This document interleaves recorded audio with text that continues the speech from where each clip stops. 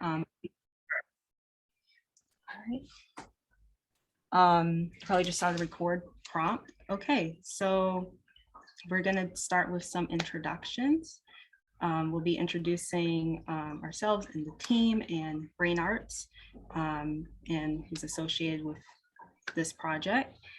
So I'll be going first. So my name is Amaranthia Scipia, and I'm the founder of this project, Art in Mind. This is my mom, Claire. Hi. And she's the co-creator of the project. I have some notes and some key points just to make sure I'm on track.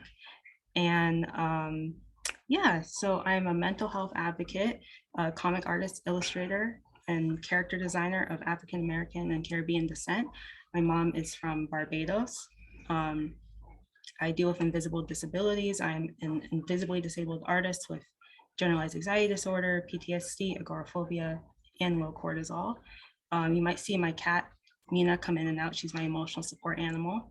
And she also has an anxiety disorder, and we have the same birthday. So yeah, so you might see my mom go off to the side a little bit if something happens with Mina. So you'll also see some Japanese trinkets behind us from the time that my family stayed in Japan. And that's a very significant influence on my artwork. We're also based in New Hampshire, my mom and I, but a lot of our work is based in Massachusetts due to the lack of diversity in New Hampshire, unfortunately.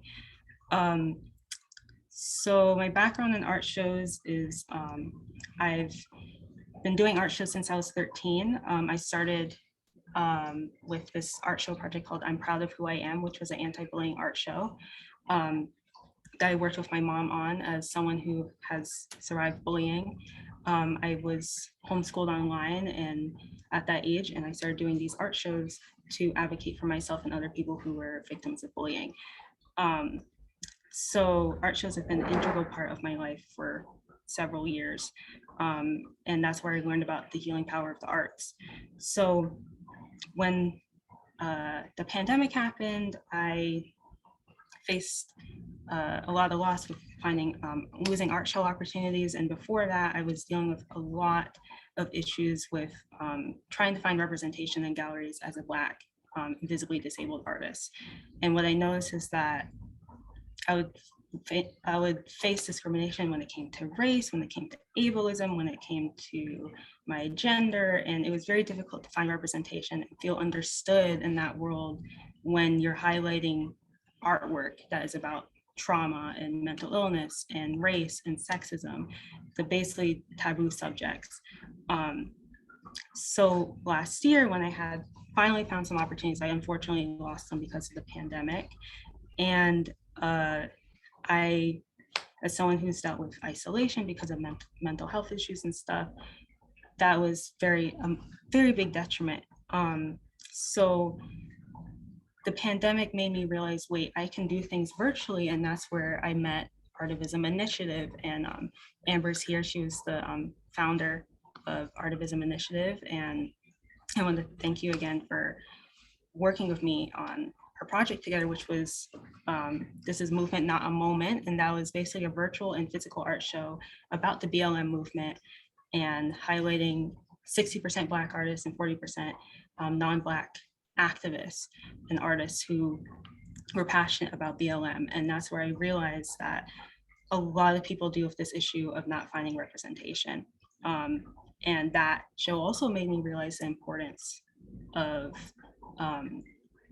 accessibility, and that virtual shows allow people to have access in a way that maybe they didn't have before.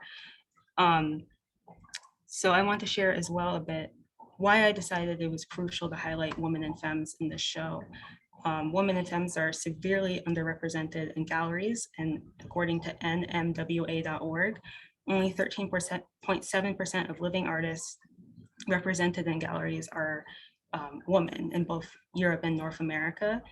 And according to a study called Diversity of Artists in Major US Museums, 5.4% of the works and collections of all major US museums belong to white artists. 87.4% are by men. African American artists have the lowest share with only 1.2%. Asian artists total at 9%, and Hispanic and Latino artists total at 2.8%. So another thing I did as well is I wrote a mini piece that you will probably see on the Give Butter page about Art in Mind and why women have been affected so deeply by COVID. So I wanted to share a little excerpt on that. So UNWomen.org highlights domestic violence as the shadow pandemic as it intensified during COVID-19. Before COVID, only 1 in 3 women experienced sexual or physical violence, mainly from a partner, and certain countries are focusing only on COVID and stopped looking into this crisis. Out of 10,000 women surveyed by CARE International, 27% reported increase struggling with mental illness. Unpaid labor and the wage gap were significant reasons. Women are twice as likely to say they cannot access healthcare.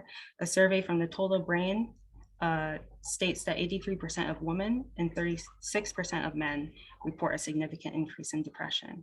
So learning all of this in the past year is why we've made it such a big deal and such a big focus for this show to highlight women, especially marginalized women and women of color.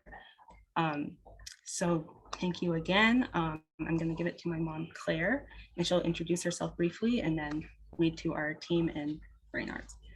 Yeah, hi, I'm Claire. I'm Amaranthia's mom. She's 21, but I'm her caretaker as well because of her invisible disabilities. There were many times when she couldn't do things for herself. So I would interact with her doctors and stuff like that to make sure that she was getting the care she needed, like setting up appointments, things like that. So I managed things like that for her. Most of the things she does for herself, but there comes times when she can, and that's when I step in. I am a 58-year-old immigrant from Barbados, and I'm going to talk a little bit more about me in a few minutes, but right now I just want to introduce you to the team so they can introduce themselves for putting together this fabulous event. We're going to hear from Christina, Justine, and Jalen, and then we're going to hear from Brain Arts. It'll come back to Amaranthia. She'll give a summary, and then I'll come back to you and I'll introduce you a bit more to myself and the backstory of why we have come to create this amazing event, Art and Mind. So Christina, there you go. And then Justine, and then Jalen, then Brain Arts.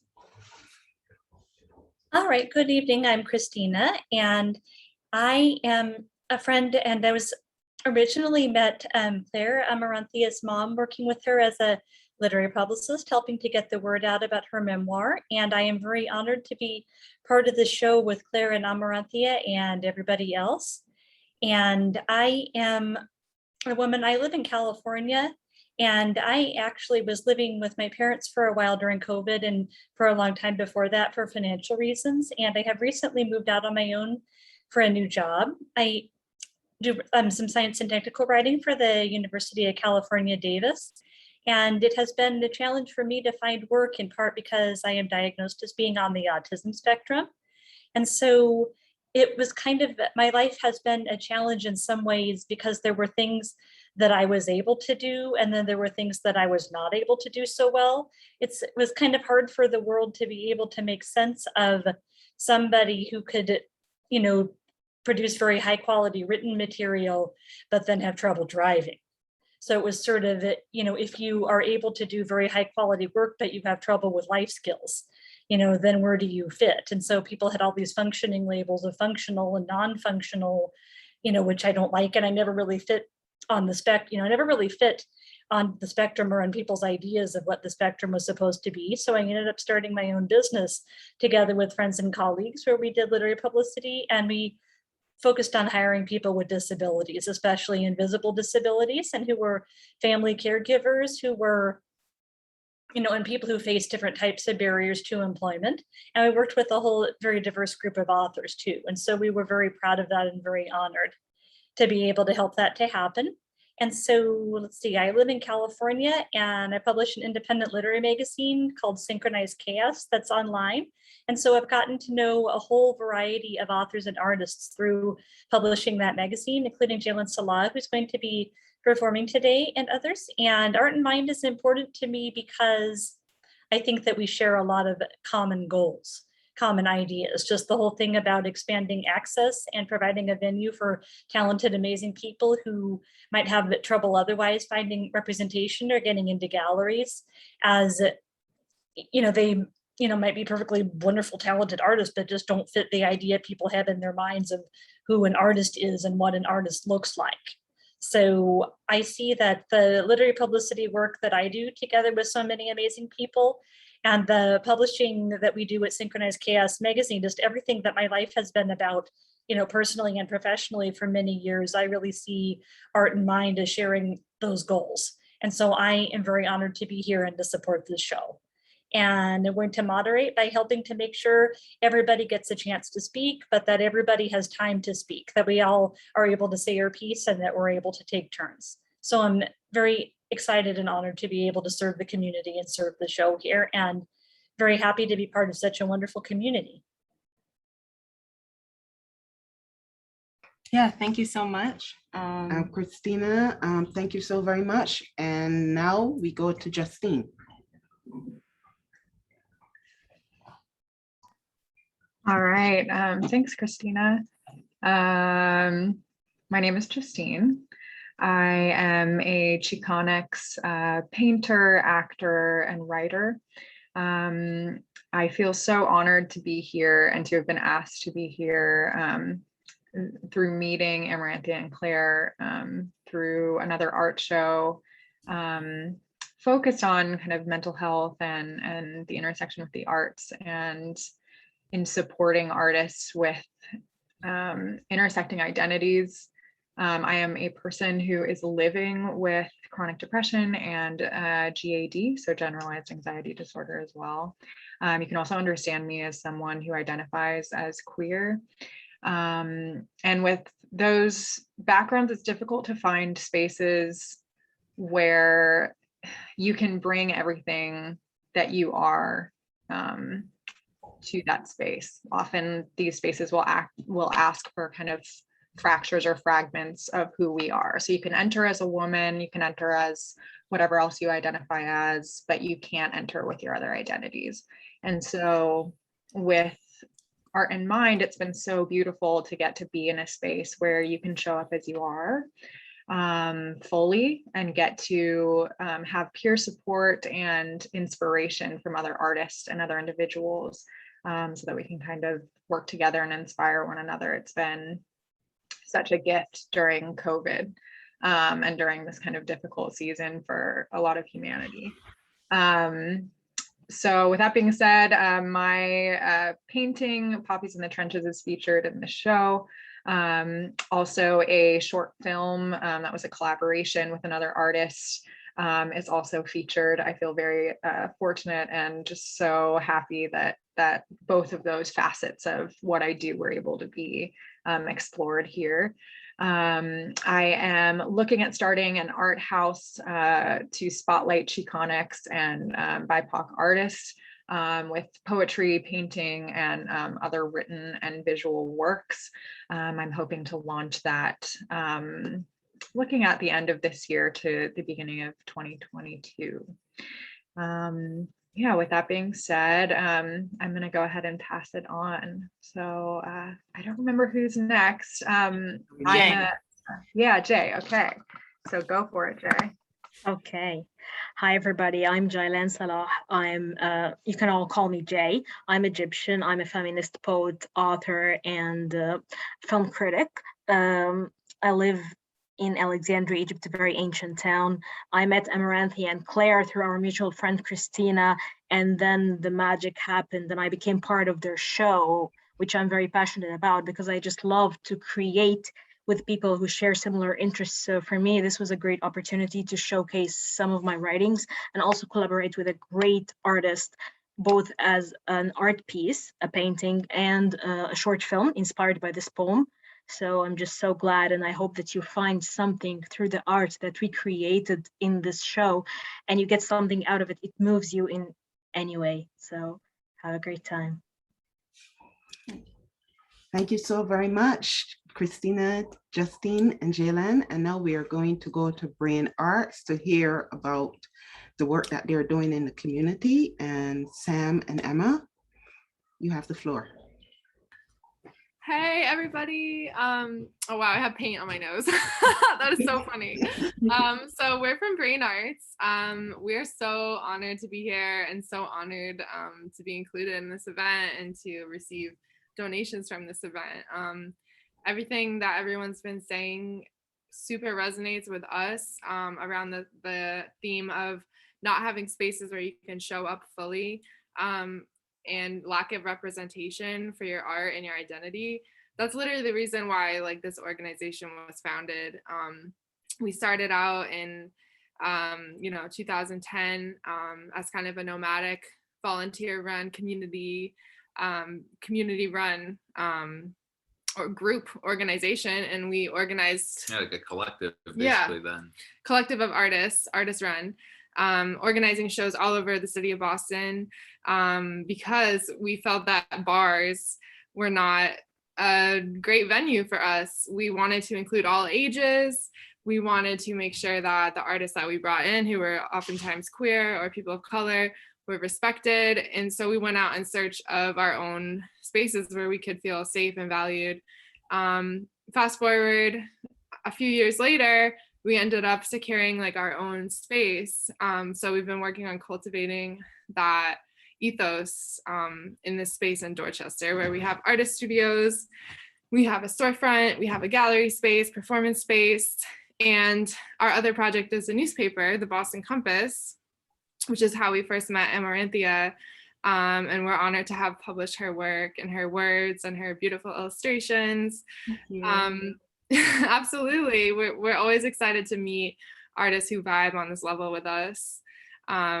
So yeah, it's just such a great honor to be here. We're looking forward to connecting with all the artists. We are based in Boston, but we have a blog. So, if anyone here, if you ever want to be featured on the blog or, use that platform to boost your art, like please reach out to us. You're like part of the family now.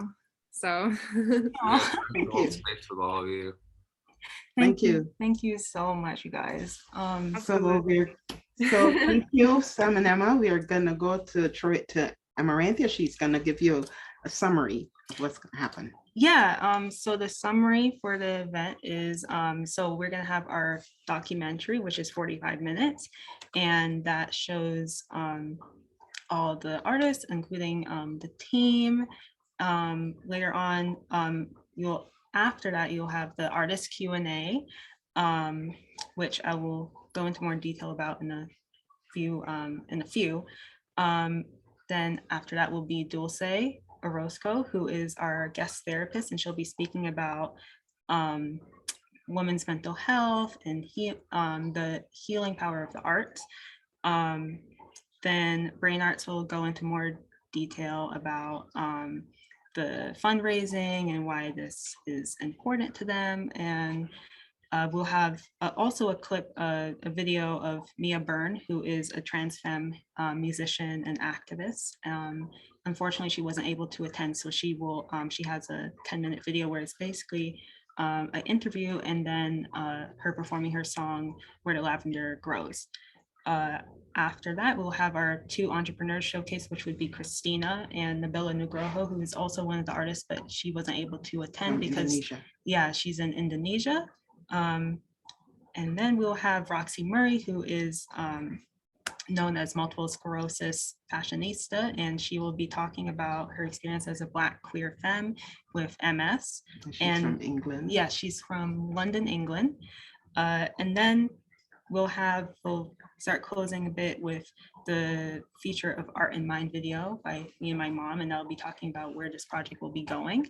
And then we'll have our open mic. So that open mic is going to be open to everyone who's attending. Any musicians, artists, creatives, etc. will be able to perform for that, and you'll learn more when that comes up. And then we'll be closing with Brain Art's being highlighted again, looking at how many donations we've received throughout the event.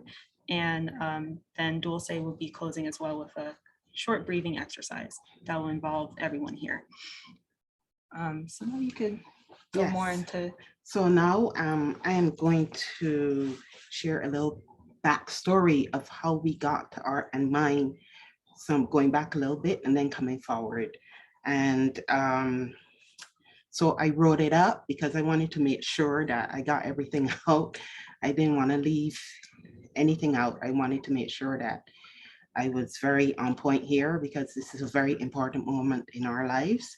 And so bear with me, and I'm going to start. So activism, art, and authorship is the motto of Art and Mind. We believe in giving back and helping to uplift other marginalized creatives who need support through our work while spreading love and light.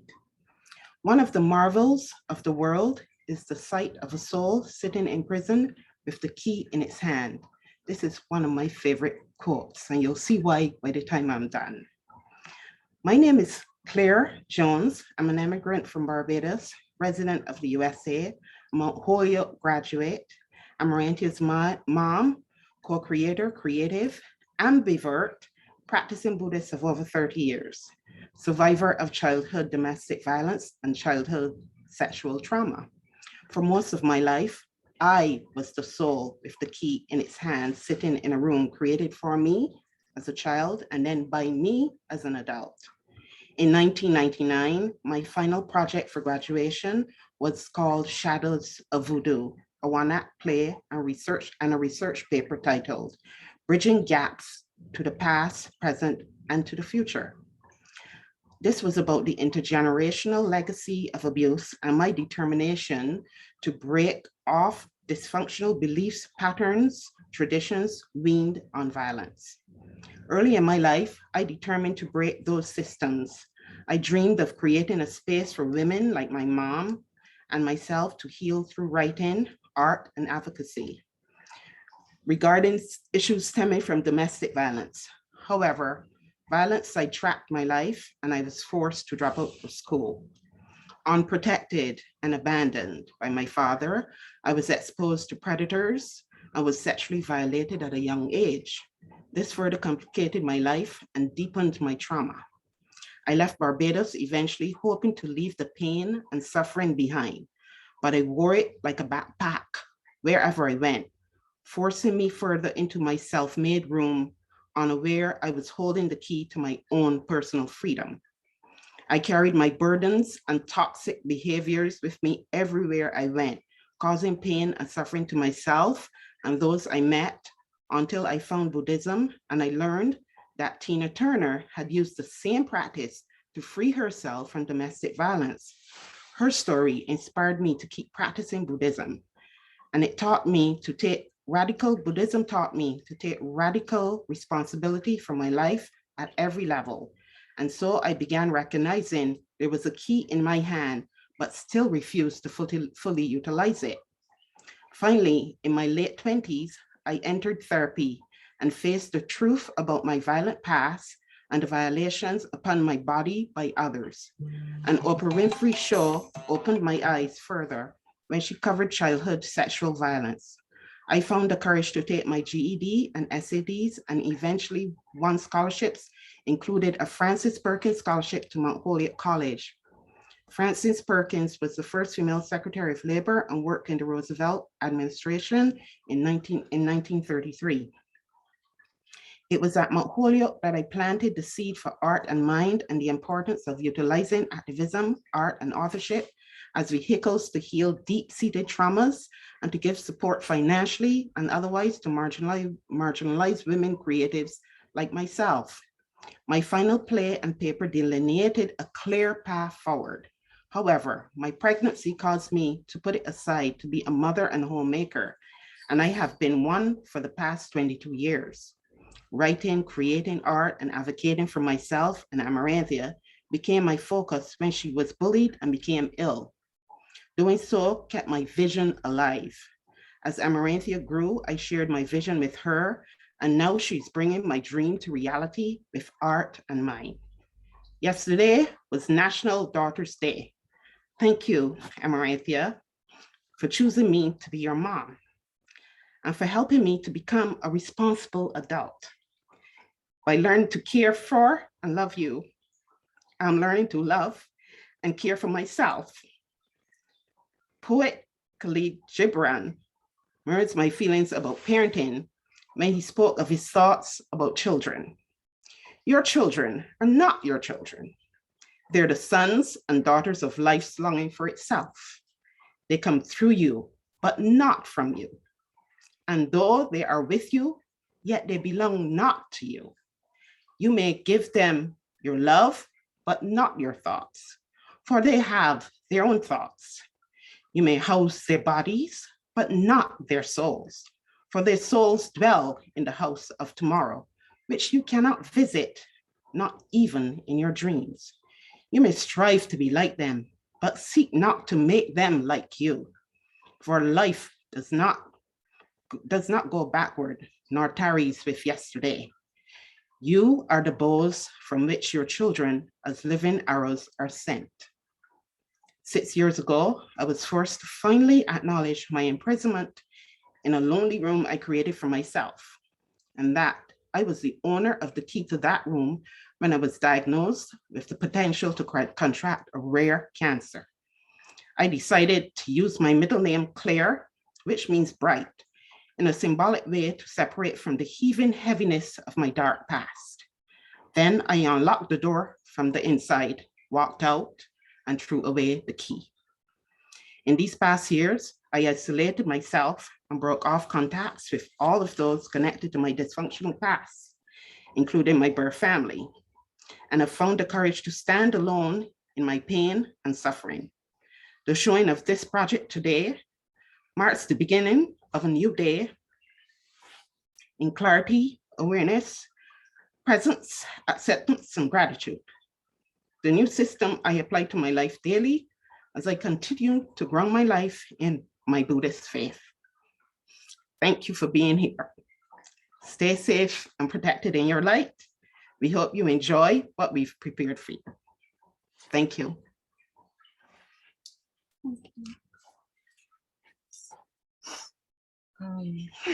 Thank you so much. I mean, must have been hard to Yes. share, but we're here now. Yes. And now we'll be introducing the documentary. You want to give some of the disclaimers? Yeah, here are some points to keep in mind as we go forward. Disclaimer, we are all new to this, so pardon us for any slight errors in captions, etc. We all were learning as we were creating.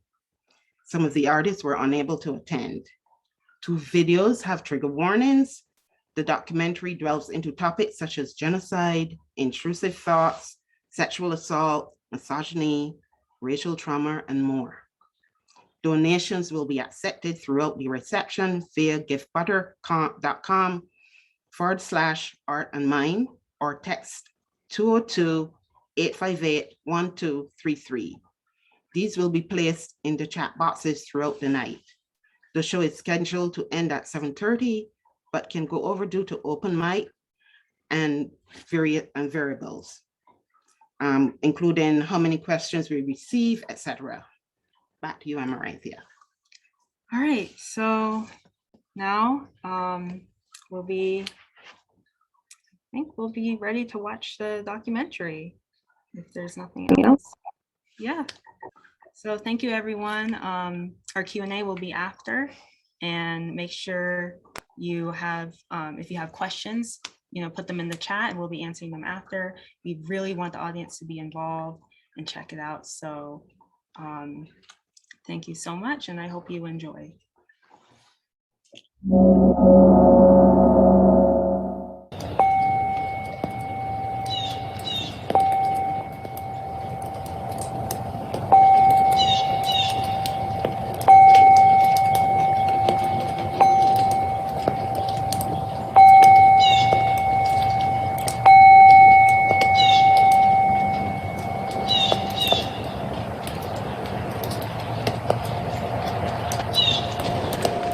Our goal with this event is to provide a platform for women and femmes struggling with mental health and illness who are triumphant. We want to see art and creative pieces in any medium highlighting your experiences or those of a woman or femme whose experiences have inspired you and how you've handled your life and your creativity before or during the pandemic. We are featuring stories highlighting the disparities women and femmes face from all walks of life and how they navigate those challenges while uplifting other women and femmes, giving them hope.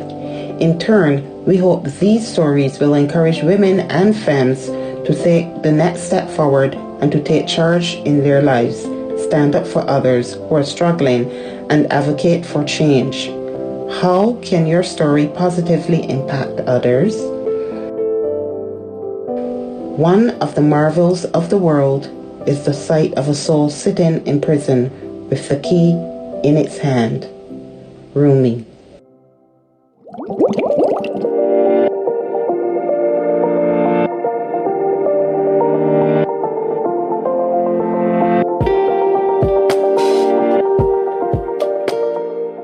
I am Justine Rea from Califas. I am an actor, writer for the stage and screen, and painter. My work is motivated by my Chicanx heritage and my experience as a queer woman with chronic GAD and depression. I work with acrylics and canvas. I am inspired by the greatest creative of all, nature. Bones, blood, soil, the elements can be found in my paintings. I love the expanse of human emotion and human restriction, death, fear, love, despair, disgust, social construct. I don't want to turn my face from the fullness of the human experience just because patriarchal fundamentalist systems say that as a marginalized woman I should. So in my artwork, I don't. Many people describe my work as transcending and creepy, and I like that discomfort. Because as humans, we are beautifully tangled in dualities. We are both the morning and the evening star, both and neither, moment to moment. Cultural genocide is not fully acknowledged within the mental health sector. It is barely referenced in the DSM, Diagnostic and Statistical Manual of Mental Disorders, which is used for diagnosis and treatment of mental health issues in the United States. This has historically led to and continues to lead to neglect, inhumane treatment, and misdiagnosis towards the Chicanx community. I am passionate about raising awareness and advocacy on this matter through my art. My main art piece in Art and Mind is titled Poppies in the Trenches. California is known for the golden poppy, but the actual name of this flower is the Mexican golden poppy. It grows from present-day central Califas down the coast to present-day Mexico. Poppies grow wild where I am from, even when there is little water. Every spring they can be found sprouting from the most difficult places, from dry fields and concrete to cracks in the walls. I am reminded of home, of the perseverance of my community and my culture through this incredible flower. This painting is an embodiment of what an artist I greatly admire, Christopher Rivas, would call the rim of the wound. This black hole where all of these feelings exist, dancing in and out of objectively seeing this wound, sometimes being overwhelmed and engulfed by it, and sometimes right on the edge of it, resistant, succumbing, desperate, purged, and reverent all at once. This painting has a background of burnt sienna. It has a skeleton with half of a woman's face and half of a skull. A bleeding heart is encased by the rib cage, with ribs puncturing it and blood dripping down the sternum onto a silver blade. The blood drips from the blade to a single poppy and travels down into a pool of blood, framed by amaranth and more poppies that stretch to the top of the skull.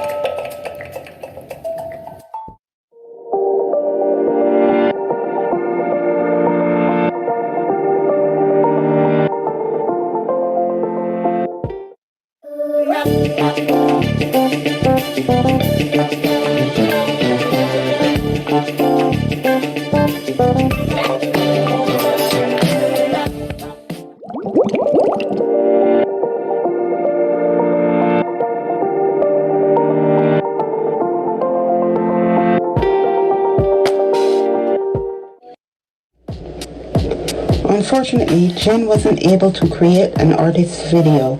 Instead, we will be showcasing a previous piece by her in collaboration with Tab and Kate Productions, a dance company in South Carolina.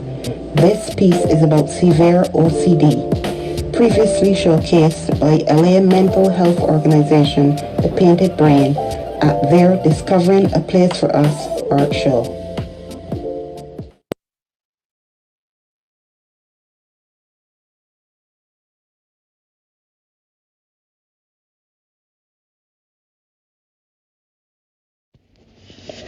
Obsessive compulsive disorder, OCD, a three-letter acronym many throw around and perceive as harmless, a mere minor annoyance. OCD is anything but that. It stands for so much more, so much intense pain, tears cried, anxiety-ridden nights and days, battles waged in my mind, lost moments and lost memories. It's an acronym that hides how utterly insidious this disorder is, lurking beneath the surface, waiting for the least opportune time to strike and rip any amount of available fight I had left within me from the last battle. I'm left beaten and bloody, devoid of strength, but still I rise, clean myself up as best I can, and wait. I wait, riddled with anxiety, a lacerated heart pounding a million beats per minute, on guard for the next time it grabs hold of me. It might be seconds, hours, or days later, but it's guaranteed to come back and play its sinister game with me again. I'll think I'm ready, armed with years of tools and knowledge, but it always has the upper hand, no matter how many times I've engaged with it. The thing about OCD few realize is that it's innate characteristic of attacking the things you love most in life. For me, OCD has morphed itself into many forms throughout the years, but the most agonizing is the intense anxiety and fear my dog is going to die. It mutated into this debilitating obsession several years ago, while my dog was still healthy and relatively young. I'm not sure where or why these thoughts came about, but I couldn't stop them, and I still can't. There were periods of time when the thoughts weren't as penetrating, where I could easily push them away, and other times I would randomly break down crying for an hour at a time, overcome with obsessions and anxieties. He was on his way out. To lose him has always been my biggest fear. They say a dog is a man's best friend, but for me this is an understatement. He's my life, the reason I've made it through so many periods I swore I'd never pull through. He's the source of so much happiness and laughter, a soft, furry, warm place to cuddle, and a healing source for my soul. I feel we've always been kindred spirits, and he gets and loves me just the way I am, scars and all. Being his mom has never been a chore. It's always come quite easily to me. Herein lies the complexity and depravity of OCD. It exploited all the love and wonderful memories my dog and I have shared and transformed them into such intense, painful obsessions. The fear of him dying has taken me out of the moment I should be spending with him, too many times to count. It's robbed and tainted the last few years of his life with such relentless, tormenting obsessions and anxieties. Now he's years older. His health has rapidly declined the last 8 months. And my OCD has intensified to the point of becoming completely debilitating. I analyze and obsess about every move he makes. It's hard enough watching someone you love deteriorate right before your eyes. But I dread coming home after work or waking up in the morning for fear I will find him unable to get up on his own, or worse, dead. I find it hard to leave the house, go to work, or partake in any fun activities with friends for fear he will be all alone suffering and not be alive when I return. Almost every day now is spent in tears, because it simply becomes too painful and intense to think about constantly, too much to fight against, and too depressing and exhausting to feel like every day I'm losing the war in another day with him. It continues to rob the time I still have left with him, and I know when his time does come, I will never forgive myself for all the moments we could have shared and the memories we could have created if I weren't busy obsessing about losing him. How ironic, counterproductive, and absurd. But hey, that's the nature of the disorder. How beautiful and freeing it must feel to simply enjoy and be present in a moment without being attacked, without fighting endlessly with your mind day in, day out. After a lifetime of therapy, I know I'm supposed to fight against my obsessions and anxiety by changing and reframing my thoughts. But old habits don't die easily. Mental battles rarely are won on this front, and some days it gets so bad I guiltily think I'd rather he died, so I wouldn't have to obsess about it anymore. Maybe I could have some of my life back. Maybe I wouldn't live in a constant state of anxiety. Of course, this is the last thing I want, because I don't know how I'll be able to go on without him. But when you're in your own private hell, the thought seems comforting at times. It's like grieving a loss years before it's even happened. It's losing someone you love so much every day without them ever having left, and then waking up and doing it all over again. The good moments and memories are hard to find amidst the heart-wrenching pain, anxiety, and obsessions. They are hidden, like an old chest tucked away for years in the attic. The rest beneath layers of old, ratty clothes, dust, and dirt, rendering them disguised and difficult to excavate. But I'll keep searching, and I'll tirelessly continue trying to uncover what should have never been forgotten. I won't wave the white flag just yet. I'll keep fighting for my sake and for my dog's sake. I owe him that, seeing how greatly he's enriched my life these past 14 years.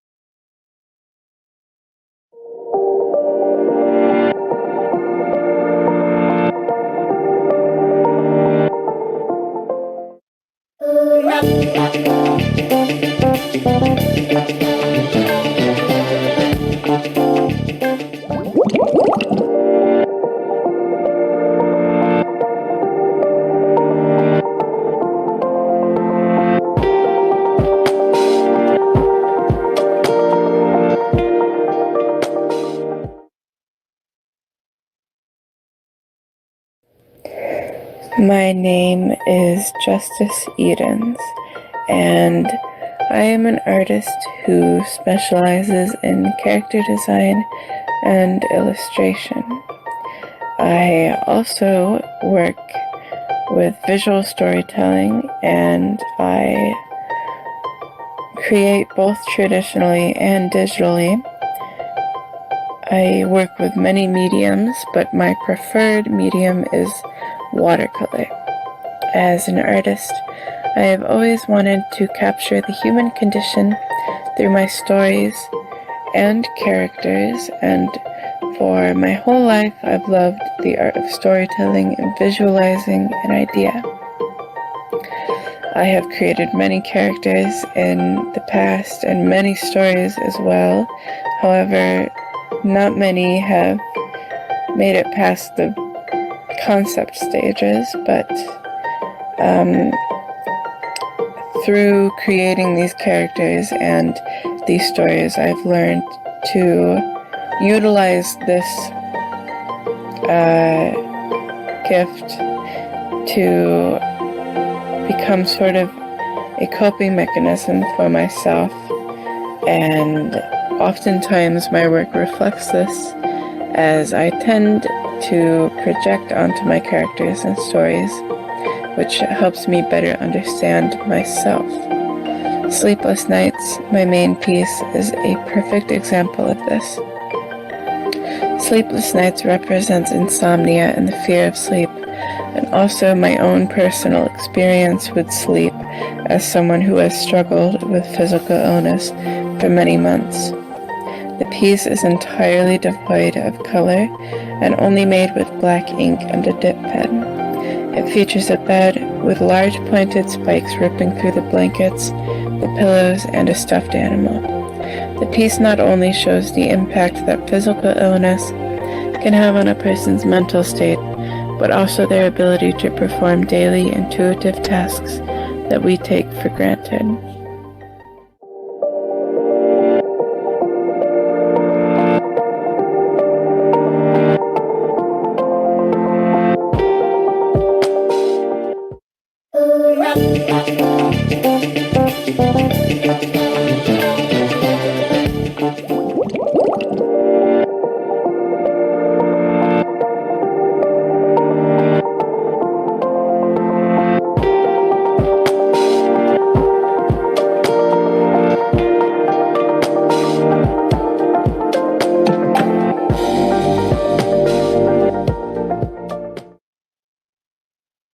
Hello, my name is Nabila Nugroho. You might know me as Scale to 7. My pronouns are she, her, and I'm a graphic designer and artist from Indonesia.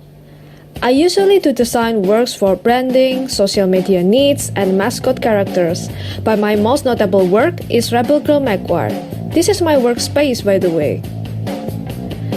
I use a standard Wacom to draw, but I decorate mine with stickers. Yay! I have been a creative since I was little, especially drawing. Drawing helps me to unwind from bad days, especially from living in an environment when speaking up is often seen as problematic. It took me some time to find my style though. My anime style was influenced from my love for Japanese cartoons and comics, and my bold line art and colors are the best way for me to express what is mostly on my mind. Art block problem that I experience?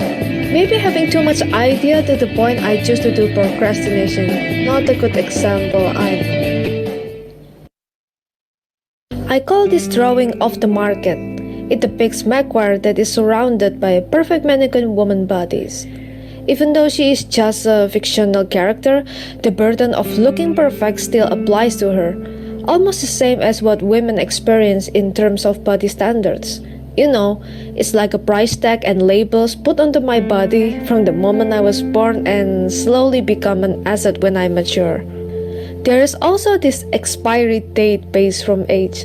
As I grow older, I often get comments such as, find a boyfriend, you're not getting younger, or you have to get married, if not you find it harder to find a significant other. It's sickening to hear this harmless commentary from people, and what made it worse is that they don't think that kind of remark is rude. Why do they have to put age as way to determine a quality of a human? Lastly, Magwar at the center with a sad look on her face. She raped her price tag, meaning she finally realized that her worth isn't determined by the male gaze. She wished that women around her could realize their worth if they changed for themselves and not for the patriarchy. Through this artwork, I want to be able to reach those who felt the same. Being constantly compared and the feeling of not owning your own body sucks. The ability to speak up shouldn't be something that is embarrassing and problematic. Everyone is valid to tell about their struggles. I just opened Magwar shops this year.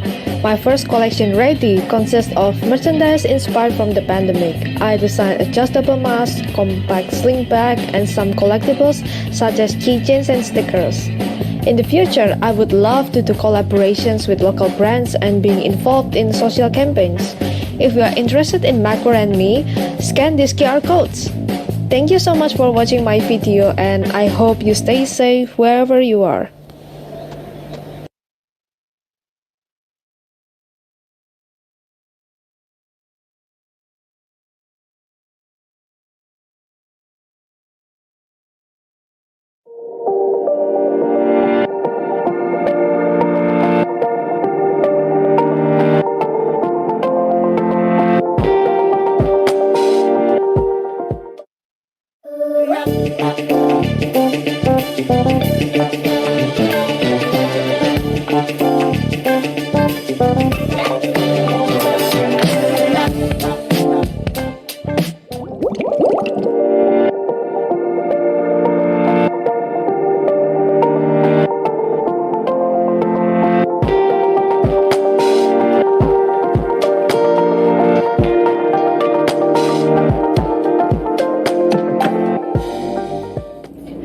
Hi, my name is Nikki Lynette. I'm a social impact artist and performer. I do everything.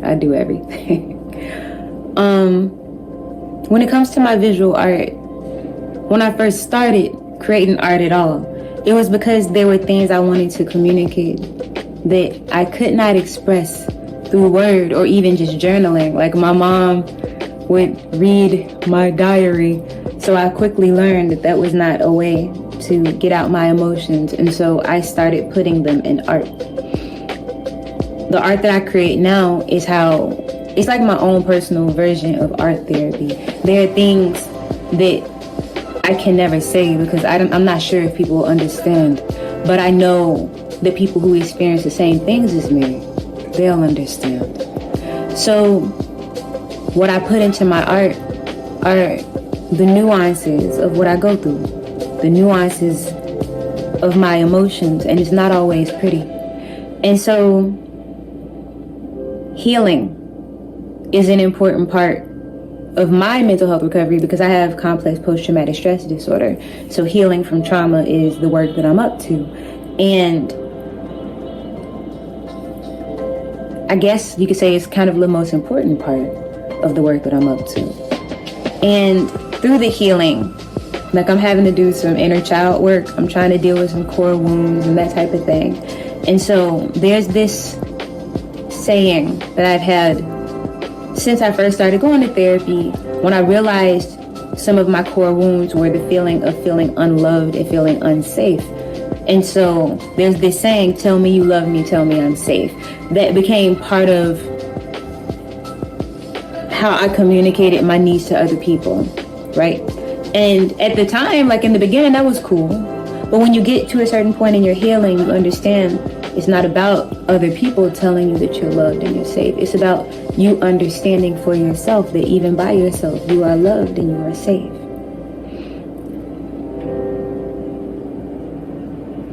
Working through emotions through my art is meditative. I'm not a person that's good at meditating, but it has given me clarity and understanding of myself in a way that nothing else does. So I'm a multi-hyphenate. I sing, I rap, I write plays, I make films. But I feel very fortunate to be a visual artist too, because I feel like all my other things that I do are for other people, but my visual art, that's for me. My main piece describes how I see my process of exercising self-control as a person that's living with a trauma disorder. Like there's a part of me that people don't see that I feel is ugly and kind of dangerous sometimes, and it's my responsibility to keep it in check. The colors that I use are intentionally somewhat muted, and I used, like pastels, muted browns, kind of cooler colors than I typically use, because I think that takes away some of the levity and seriousness from it. It makes it slightly a little bit more intimidating. And the ugliness of the monster kind of belies the cuteness of the character next to it, which is me. And that's kind of how I feel even about myself.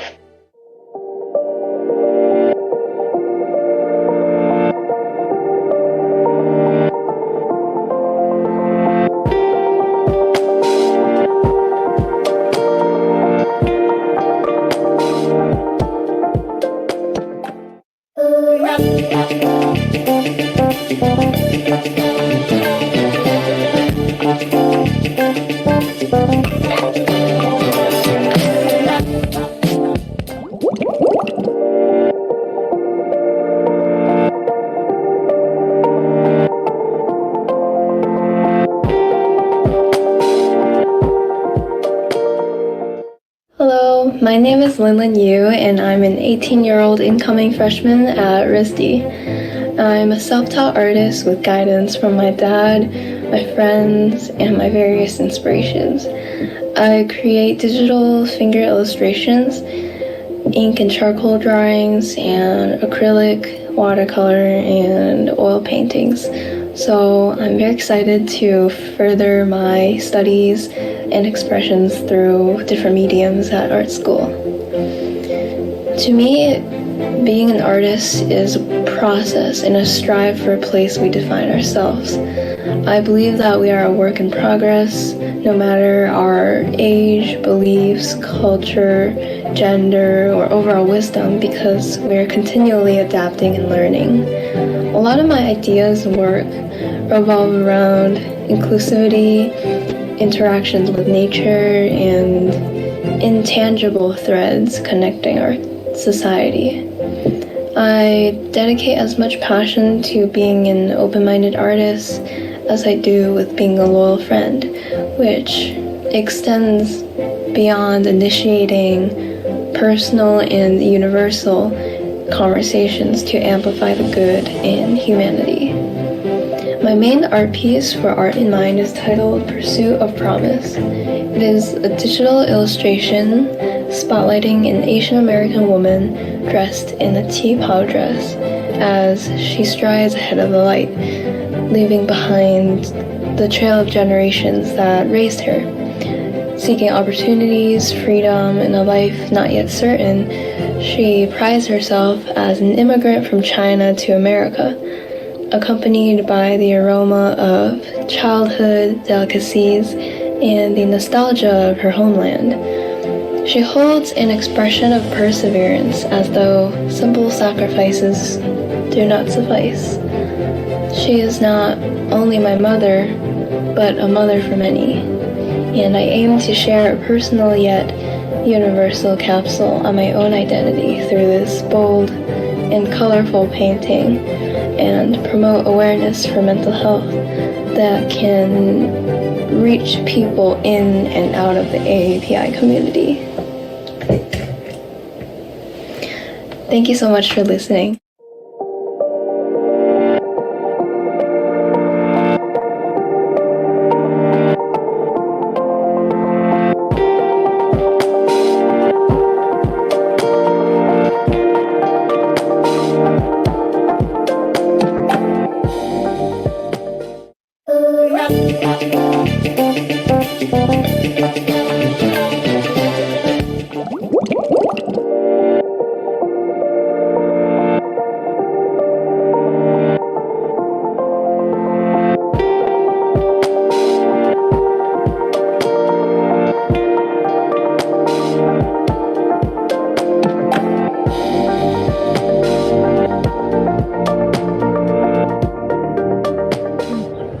Hi everybody, this is Jailan Salah. You can call me Jay. I'm the poet participating in Art in Mind project with my poem I Stalked the Man Who Assaulted Me on Facebook. I wrote this poem inspired by some of the experiences that happened to me in the workplaces where I have been employed multiple times. I faced misogyny and sexual discrimination, and I faced predatory behavior by some of my male superiors, and I just wanted to express myself in that way to evoke certain emotions in women who have dealt with certain situations and weren't able to express themselves or talk about it, because I have talked about it lately as I became to terms with my trauma. The poem kind of exploits our modern society where, as women, we are sometimes faced with the fact that we cannot take matters into our own hands. We cannot take our rights or give ourselves the credit that we deserve.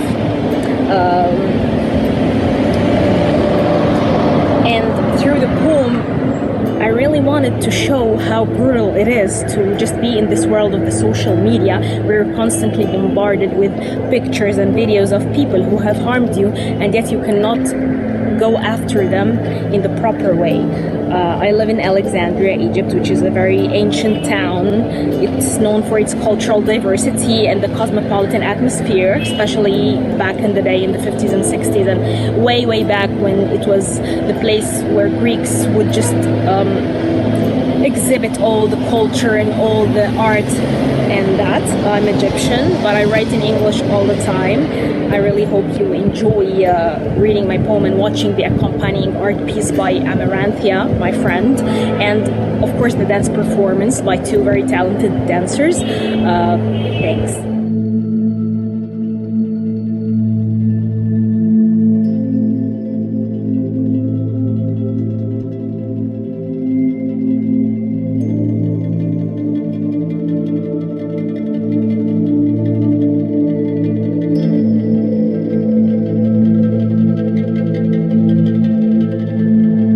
Due to unforeseen circumstances, the two dancers were replaced with a short film concept.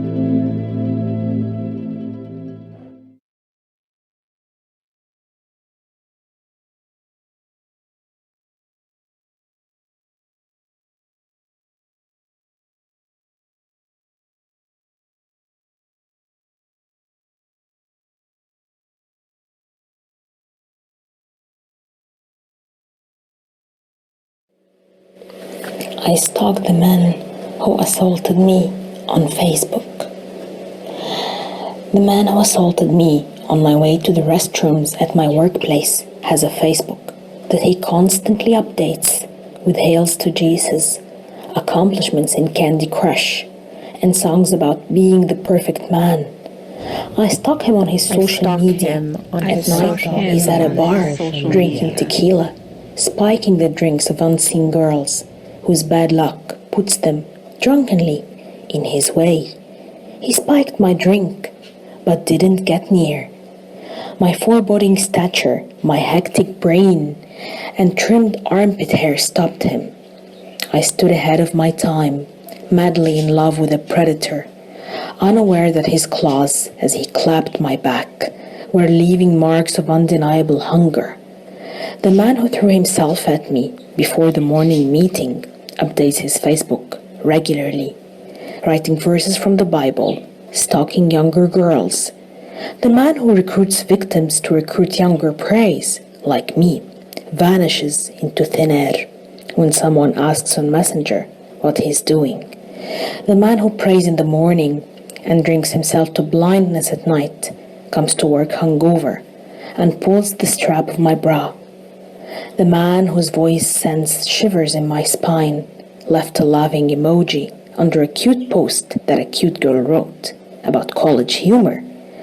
I stalk men who assault me on social media and block them if they tweet about social issues, feminism, or freeing countries under occupation.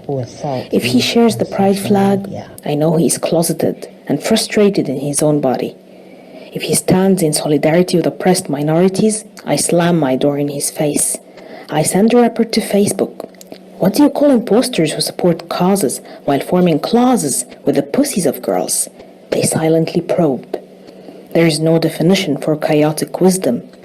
Commonly appreciated assholes, shiny men in shiny suits, smiling to the world while keeping naked girls and gay boys locked in their basements to feed on them after long hours in the air-conditioned office and air-freshened halls. I stalk the men who slowly left my soul to wither in the aftermath of darkness they gifted me.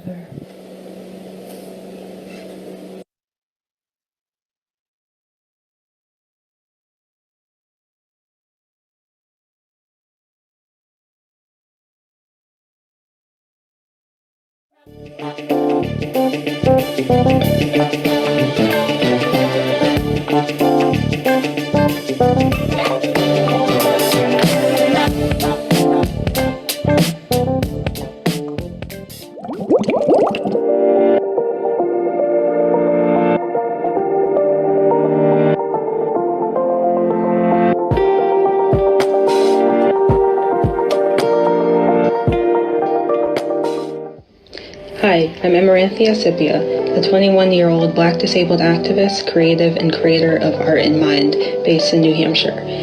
Ink pens combined with my digital art are my primary medium. My work focuses on using comic art and illustration to highlight Black mental health disparities and my experiences of PTSD, GAD, and agoraphobia related to racial trauma. For those who don't know, agoraphobia is an anxiety disorder that causes severe anxiety in public and crowded spaces, in particular when no one is with you, leading to avoidance.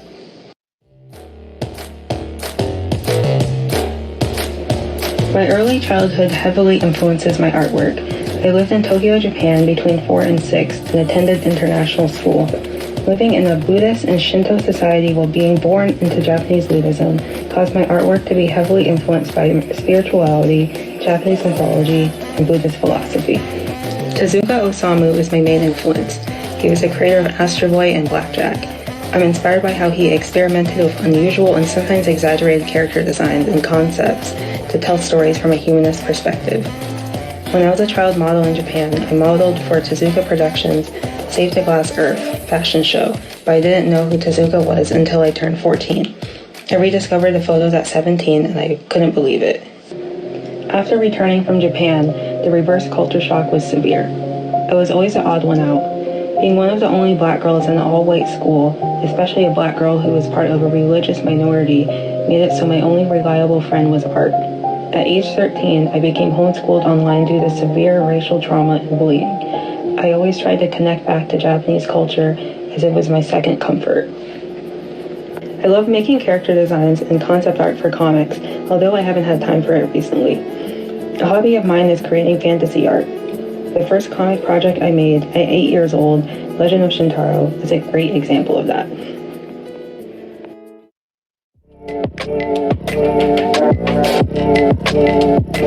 The main thing I'm known for is my super shy bunny character Sarah, aka Emo Bunny. Emo Bunny is my comic project that I created after receiving my diagnosis of generalized anxiety disorder, or GAD, in 2017. I barely saw any examples of Black girls coping with and overcoming anxiety, so I decided to create Sarah as a way to express my experiences.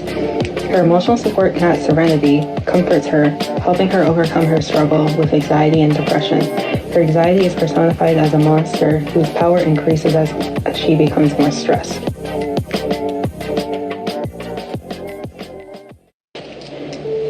My main art piece, Protect Black Woman, is part of a series I made with my mom called Celebrating Shades of Black Beauty, or Curls and Curves. It mixes my illustrations with her digital paintings, dubbed Sun Angels. Curls and Curves is the first piece in the series, and it focuses on embracing dark skin, large curvy bodies, and luxurious, natural kinky hair. Protect Black Woman has been in development for 10 months. While making it, a lot of emotional turmoil emerged, ultimately leading to several months of depression and art block due to the pandemic. The piece has a soft yellow watercolor background with vivid paintbrush strokes of mustard tones. Black women with large, luxurious, vibrant, kinky hair speckled with all colors of the rainbow are lined up in 3 rows. Each row of women spells out a word with their bodies. Each body is a different curvaceous shape and size.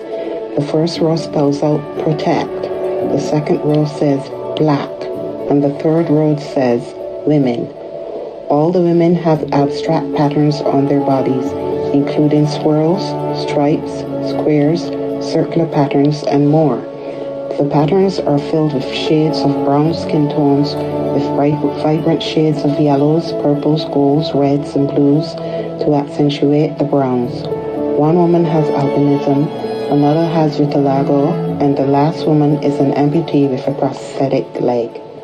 Many Black women are neglected, lost, and can never find an accepting and empathetic place, a place not to feel like we have to handle constant burdens. We're unprotected, and it's painful to see and experience firsthand. So many Black and non-Black male idols get away with the mistreatment of Black women and girls. My mom and I feel like we're floating, and when we find a place that might be accepting, we're fearful that it's just an illusion. If the Black community doesn't protect us and take accountability for hypermasculinity and homophobia, then who will? According to the blackburncenter.org article, Black Women and Domestic Violence, 40% of Black women will face domestic violence versus 31.5% of women overall. 53.8% of Black women have experienced psychological abuse, and 41.2% are survivors of physical abuse. We are 2.5 times more likely to be murdered by men. These killings are 92% intraracial. It is the #1 health issue plaguing Black women. As seen by this statistic, this isn't just a personal experience. It is a fact that Black women are undervalued and unprotected, even by our own communities.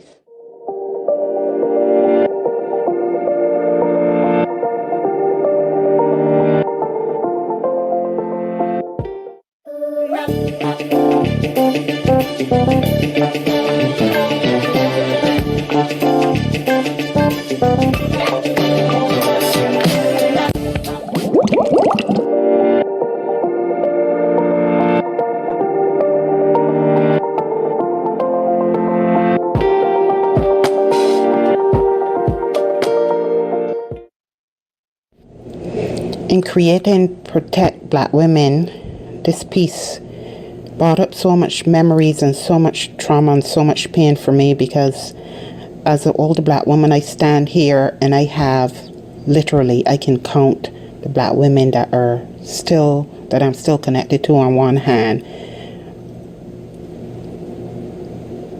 Older Black women consider a person like me radical, because I don't buy into the beliefs they have about how I should be as a Black woman, how I should raise my daughter as a Black woman, what I should look like, what I should wear, what kind of man I should have.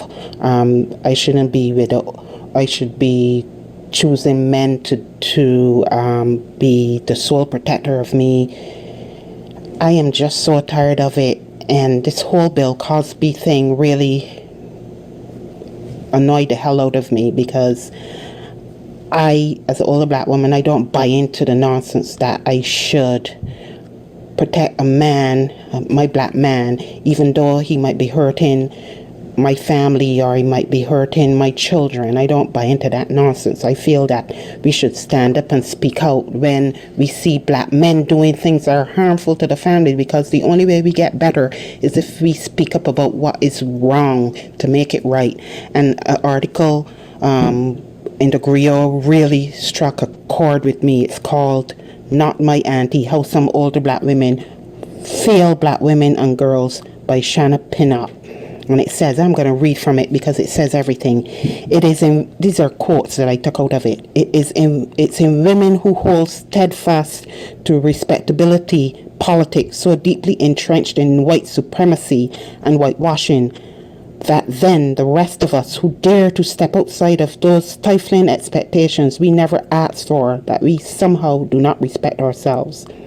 The toxicity among older generations of Black women is alive and well, that the generation that bred the likes of Audre Lorde, Toni Morrison, Angela Davis, and other fierce Black women is still holding on tight to the shackles of patriarchy and misogyny. The toxicity lingers in the aunties who are proud R. Kelly supporters who would rather comment on fast, quote-unquote, fast-tail girls than the male predators who groom and abuse them. It lingers in the aunties, mothers, and grandmothers who prefer to villainize victims because they are more concerned about optics, quote-unquote, and not letting, quote-unquote, family business protect Black men at all costs out in public. It's the same toxic cycle that allows for those women to never report the predators in our own families, instead choosing to quietly warn family members not to leave children alone with the offending relative, but still encouraging children to go give the relative a hug. We've seen the harm manifesting the blatant valuing of sons over daughters in church-going, quote-unquote, older women encouraging other women to stay in mentally, emotionally, and or physically abusive relationships because having an abusive man is better than no man at all. So says the Lord. Not to mention the rampant homophobia and transphobia permeating our culture. All this I have found true walking in these shoes as a 58-year-old woman.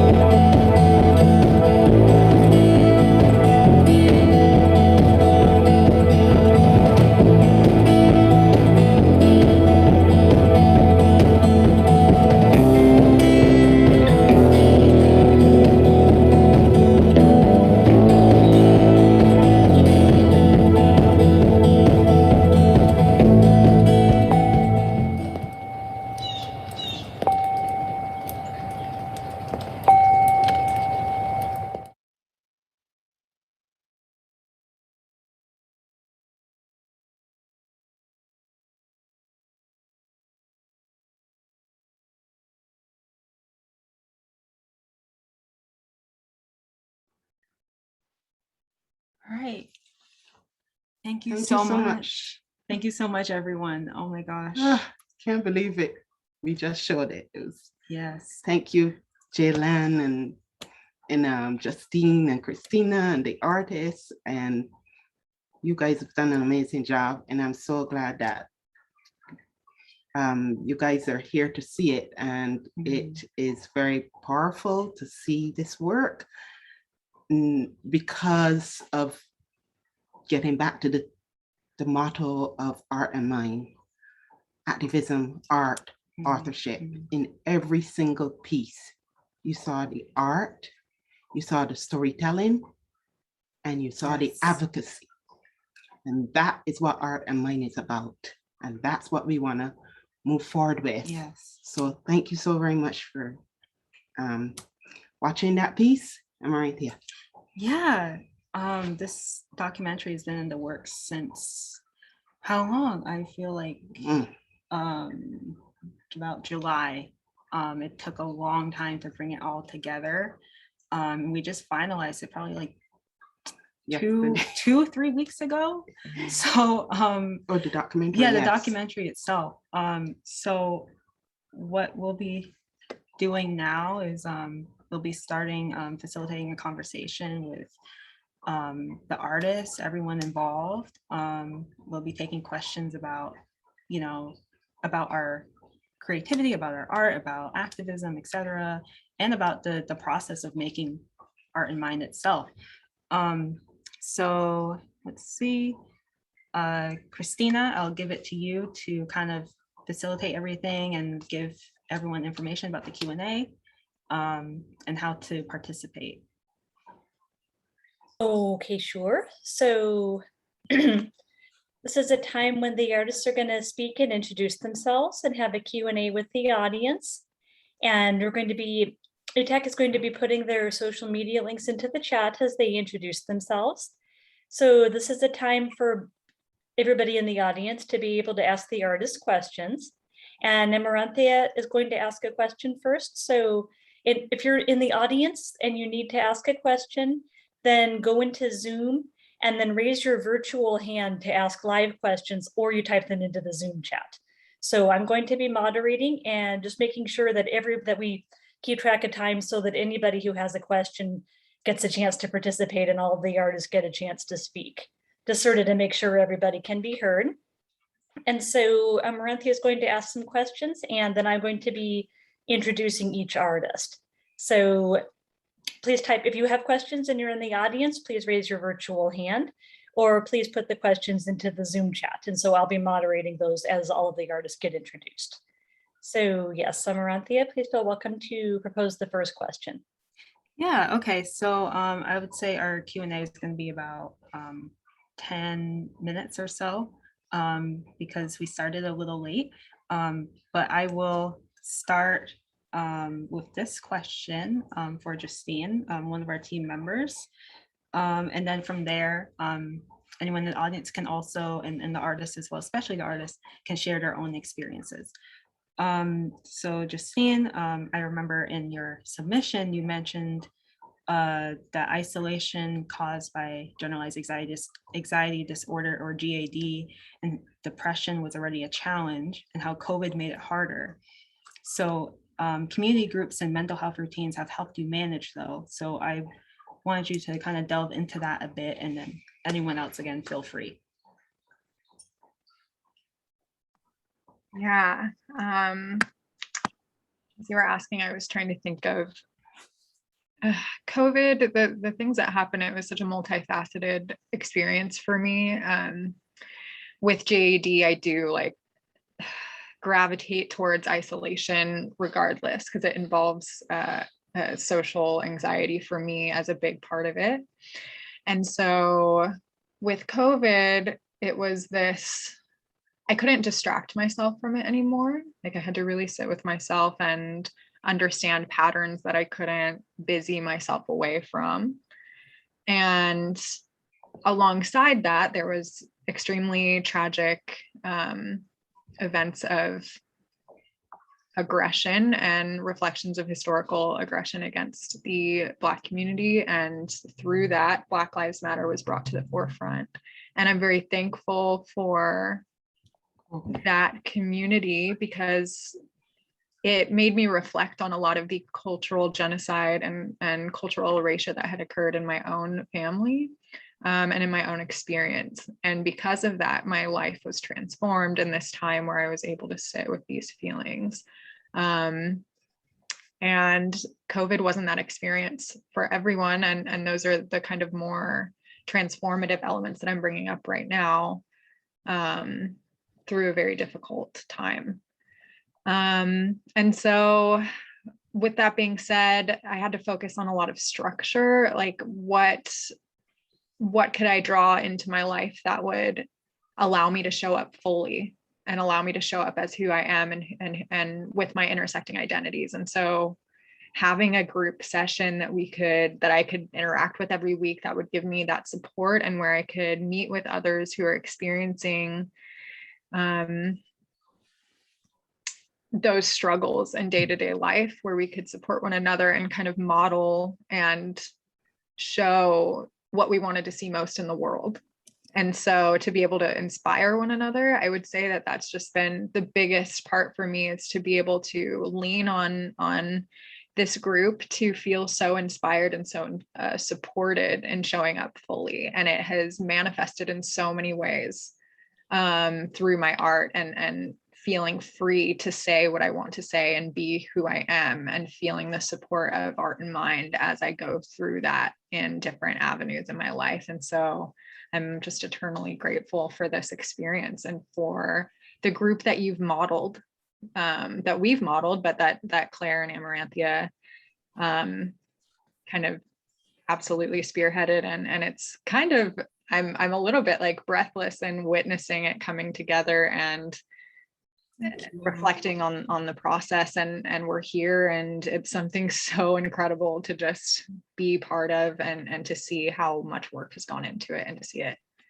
in life, like just come to life and to be here together. So yeah, so that's how I feel about that whole process. I'm just so thankful for everyone that took part in this, and for everyone that's part of it right now as we meet together and connect with one another. Yeah, any of the other artists have any feelings about this?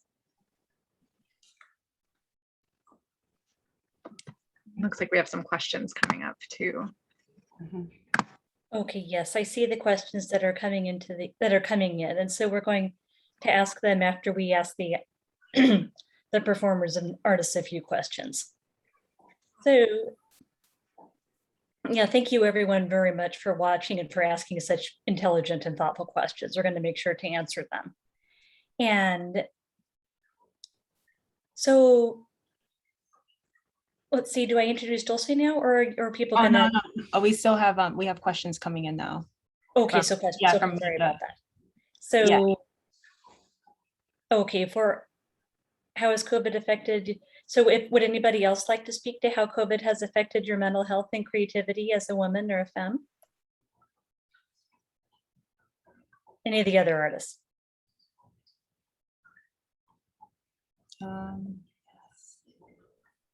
Yeah, if you don't mind me sharing something, actually. No, go ahead. Yeah. Hi, I'm Linlin Yu.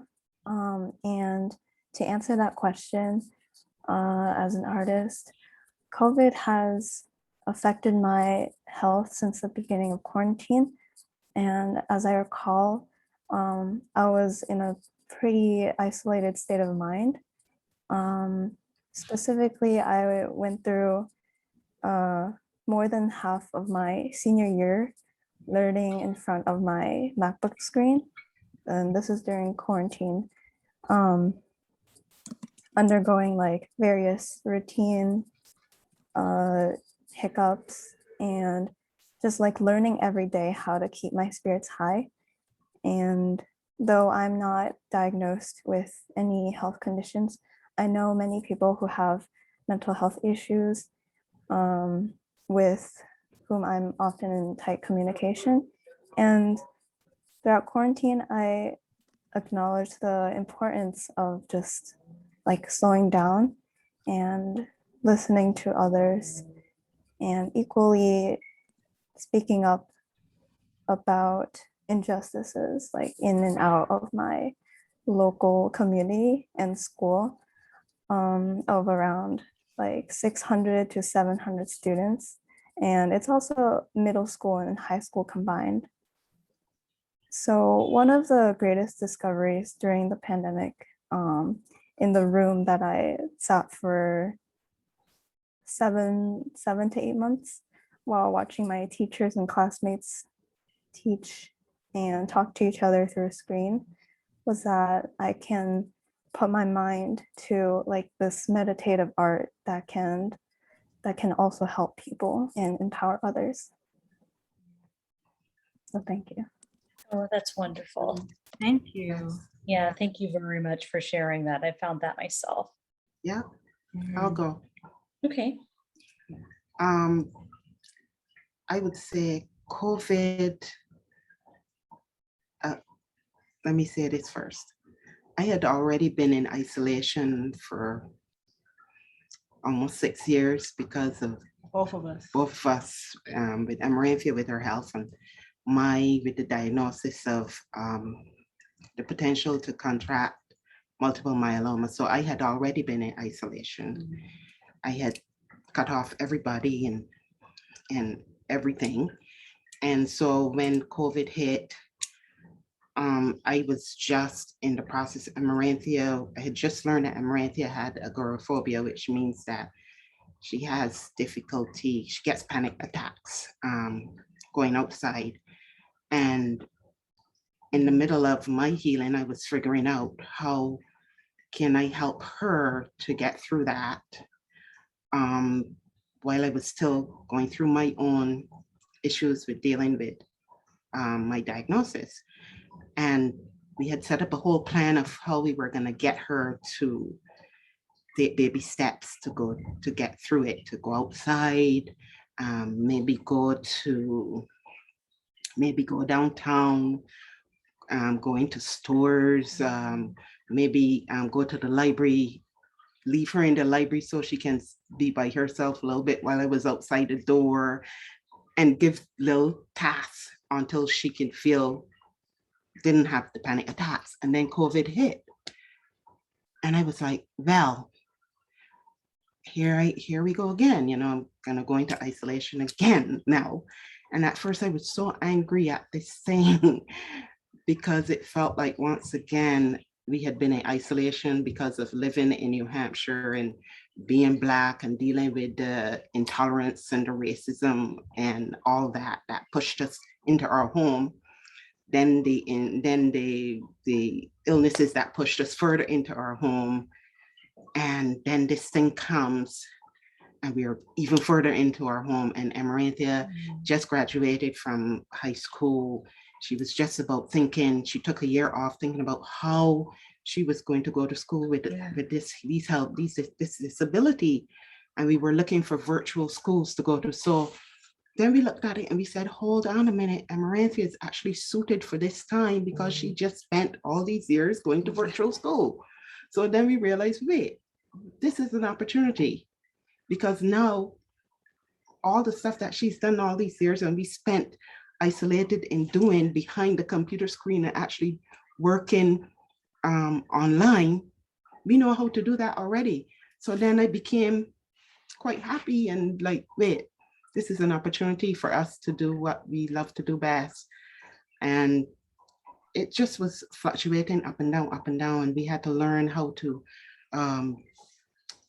what was another big deal was bringing our food to the door. It was such a task, always going to the supermarket with her feeling the way, with agoraphobia, and me if I left her with the shopping cart to go to the bathroom, she would have a little mini panic attack and I would have to rush to come back to make sure she was okay. And now here we were, the food could be delivered. So all these changes, so it's an opportunity. So it's great.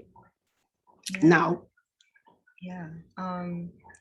I want to add on to that because I also see Micah, I don't know if I'm saying your name right, but yeah, both those questions of like, I felt like the world came to us as people with disabilities.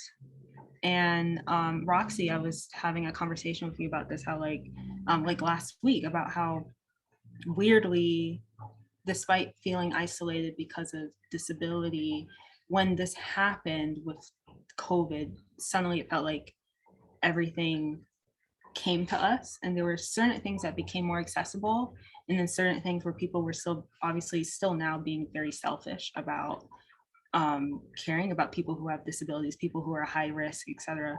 But having more virtual events, more things that are have captions and allow people to connect and form like online communities, that has been a blessing. And I mean, that's why this exists too, like Art in Mind, is because those things started really coming to us as disabled folks. And I think with Mika's question, sorry, my computer is a little glitchy, but Christina, would you be able to? Yes. Oh, that's what it is. Yeah. Are we taking care of ourselves? Taking care of ourselves while creating this kind of art. I know for me, creating the art about trauma and mental health, this actually is healing while I'm doing it. Like as I'm making it, it's healing. So it is allowing me to express it in a way that then comes back, that in a way that isn't harmful. It actually is very positive, because then I could like see it, but in a way that is kind of more beautiful. You know what I mean? So I would love to hear people's thoughts on that, especially like Justine and Jay, because you know your pieces are very much about that. Yeah. How has, you know, poetry and acting and things like that, how has that helped you? I think we have some new questions too, and then we'll be ending soon. Okay, yes, I do see a few questions, and I second that about COVID. I mean, I acknowledge that COVID was terrible. You know, people got very sick and people lost their lives. People are grieving.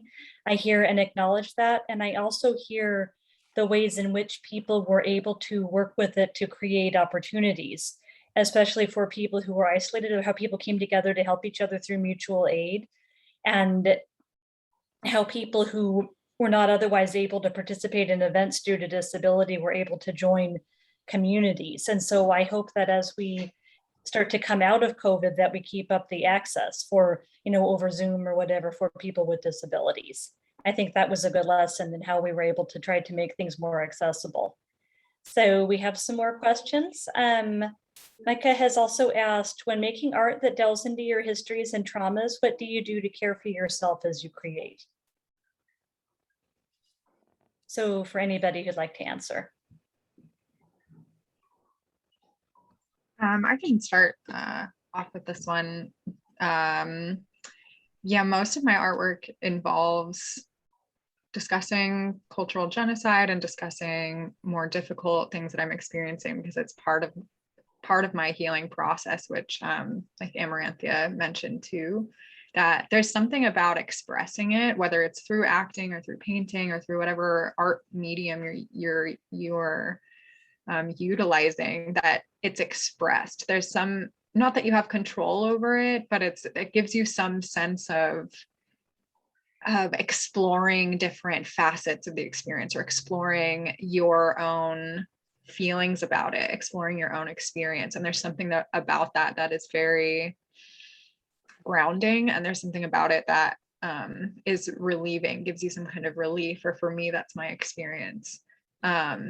It can be difficult, and I think a lot of the ways that I manage is through COVID. I try to do this as well, is identifying what helps you feel grounded or what helps you feel calm, and trying to incorporate that where you can. And so for me, that's been a big focus during this time, is to really schedule it out on my calendar. For me, sometimes it's alone time, sometimes it's time in nature, but really getting to know those things about myself has been so helpful.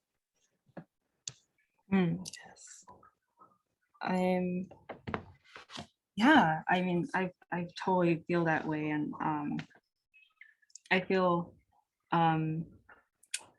I think I see some other questions there as well from Emma and Sam about opportunities during COVID. It's For really hard to silver scroll. I'm linings or sorry. positive aspects they see emerging from the pandemic or opportunity to change society. Yeah, has COVID Yes, provided yes, an exactly. opportunity to bring some, was it possible to find something good out of COVID? I mean, certainly not the suffering and death, but I mean, out of it, the connection and possibilities. Was there, an opportunity to be able to create and thrive in new ways despite that? Yeah. Any of the artists, would you like to kind of highlight that, how you felt about these opportunities coming up? And then I think we'll probably have that as our last question before we go to Dulce. So I want to give another person a chance to go. An audience member too, if interested.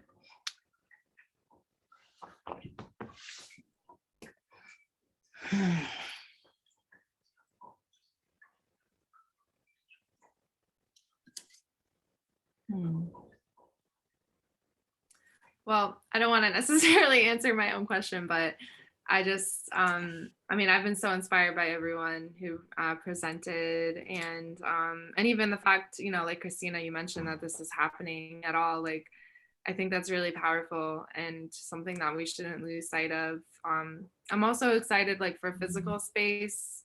I've noticed that since a lot of businesses, unfortunately, like, had to close their operations, I have seen artists being able to get control over more space. And so that's something that I'm hopeful for, that this might kind of trigger like a realignment, or even just people appreciating art more, since they were kind of deprived from like in-person art for so long. So that's just my 2 cents. But I think people have already talked about, like, answers to this question. So yeah. I think just people have realized how much more we can do in terms of disability access. Just sort of that, yes, we can hook people up virtually, or, call people, Zoom people in. So just, that it's possible and that it is worth doing, and that we benefit from having everybody, we all benefit when everybody is included. So I think that's, yes. As much as I hope that COVID goes away very soon, I think the digital inclusion is a wonderful thing, and I would love to see that continue. So more questions. So I guess that was the last question. So unless somebody has something that they would like to quickly add, one of the artists would like to quickly add anything, I'll move on and introduce Dulce Orozco. Well, yeah, I'd just love to add, first of all, I'm so excited to be part of this group of amazing women and amazing talented people in general, regardless of anything else. But what I wanted to say and highlight is that talking about trauma or expressing your trauma through art is not an easy thing to do. It's meant to be in your face. It's meant to be scary. It's meant to shake people from the core. And most of the time when you apply or you send your art somewhere, people are not like okay with it. They just want you to work around it. And there is a way to work around it, or just move around so that you don't say it out loud. But for me, I don't prefer it. So I was happy that here in this show, all of these amazing, wonderful people were able to express themselves and their pains without having to just, work around it or censor their thoughts or whatever. And I'm really grateful for that, because this is how I prefer to express myself. That is wonderful. That is very good. It's just, and we can all attend many more events now when they are on Zoom, without the transportation, just to be able to, I've been able to attend events in multiple countries in the same day. Yeah. Before. So I just think that is absolutely fabulous. So I'm going to move on and introduce Dulce Orozco, who is. Wait 1 second. I think yes. Swesters or Justice wants to share something sure. really quick. Sure. And then we'll just spend a minute on that, and then we'll move to Dulce. Oh, okay, sure. Okay. Go ahead. Okay. Oh, that's okay. That's okay. But I want to make sure that we give everyone a chance, Mhm. you know, especially the artists, to share and whatever they feel comfortable with, you know.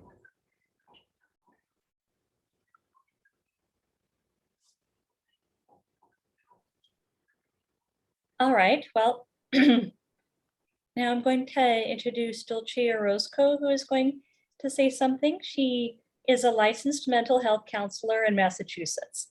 Her first language is Spanish, and she is also fluent in English and Portuguese. She has extensive experience working with individuals who are not native to our country because of her personal and professional experience. She is fascinated by the role that culture has on our own mental health, and how we perceive ourselves. She works using mindfulness, whole body integration, self-compassion, cognitive behavioral therapy, and acceptance and commitment therapy.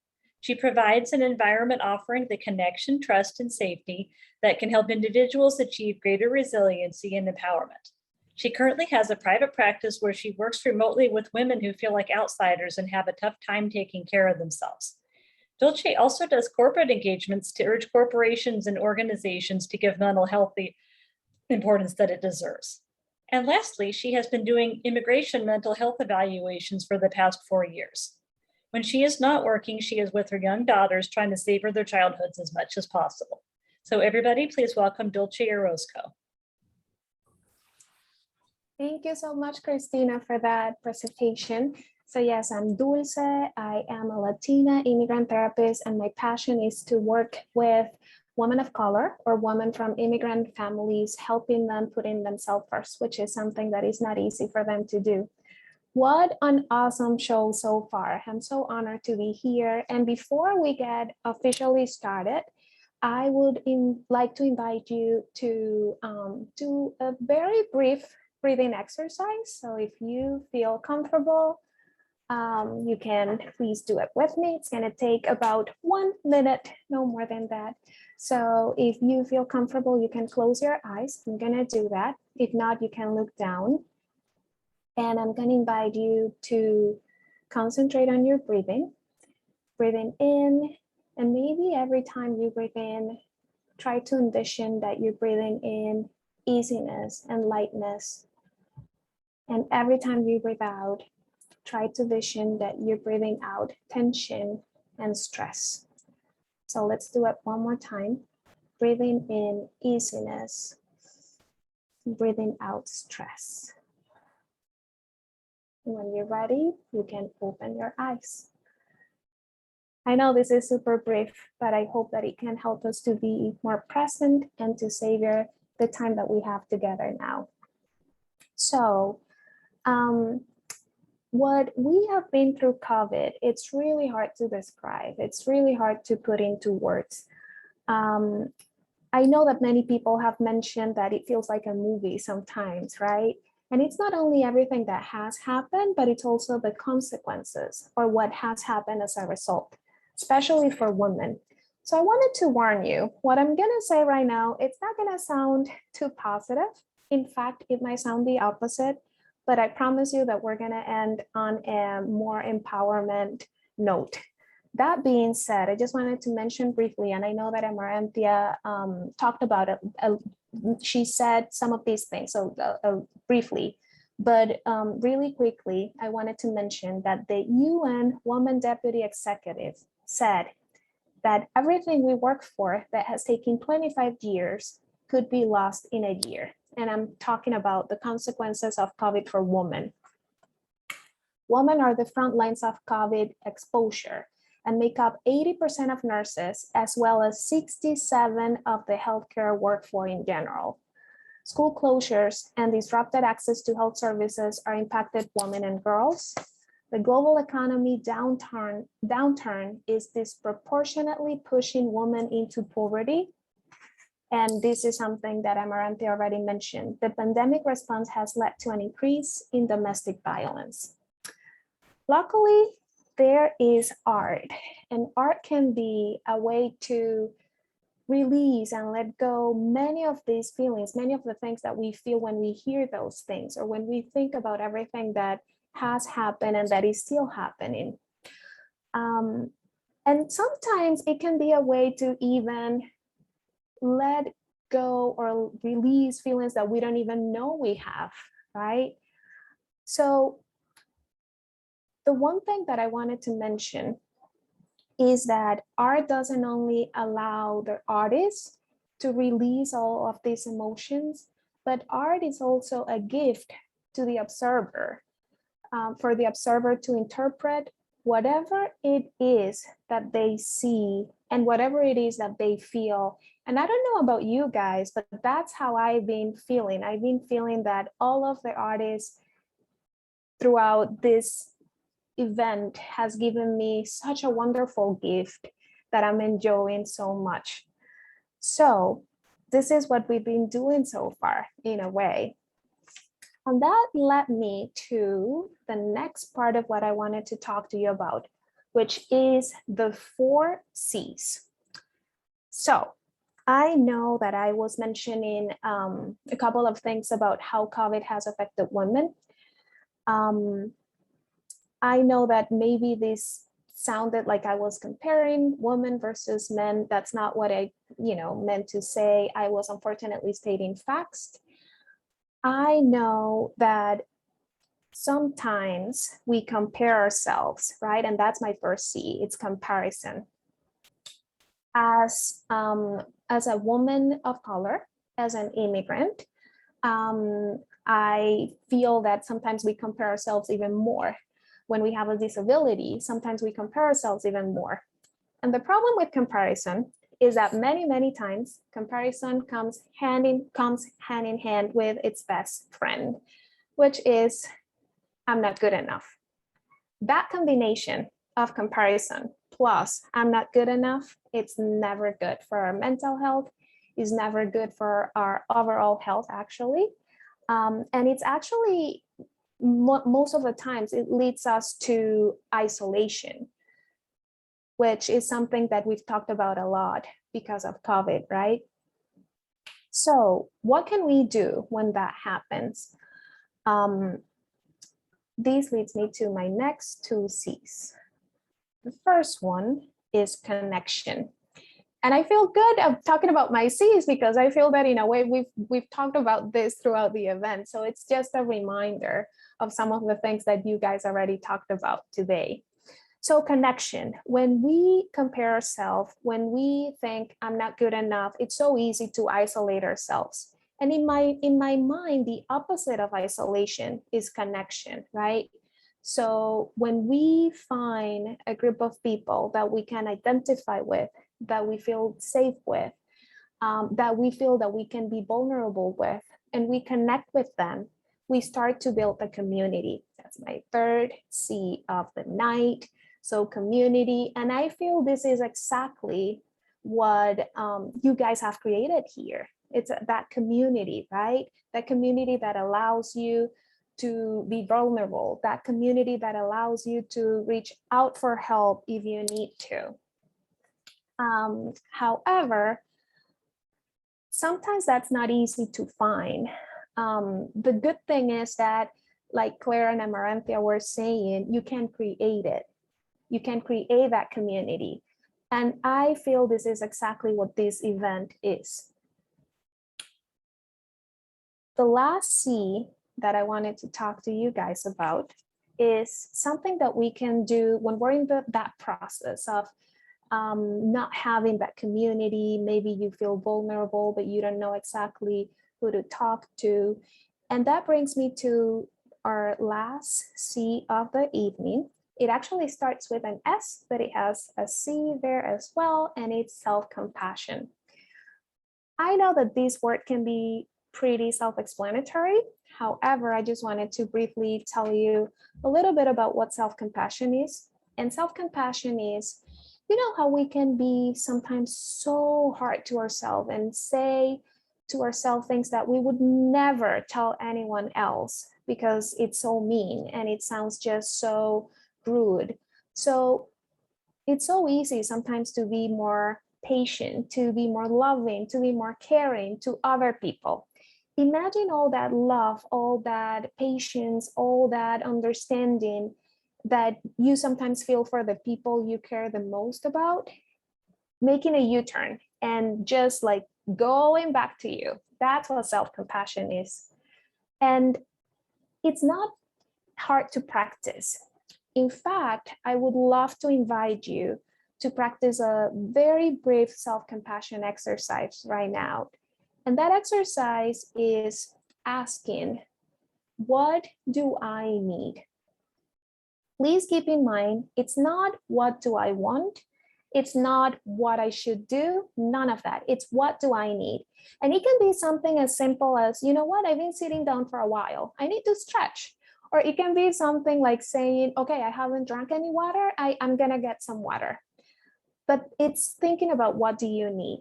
And I'm gonna invite you to try to do that throughout the day, not only when you're having a hard time, but even when you're feeling good, because practicing self-compassion can be a lifelong gift to yourself. So those were my 4 C's. Thank you so much, guys, for having me. It's an honor to be here, and I'm truly impressed by all the wonderful work that we've seen so far. Thank you. Thank you, Dulce. Sorry, my mom had to go take care of my cat, like I said before.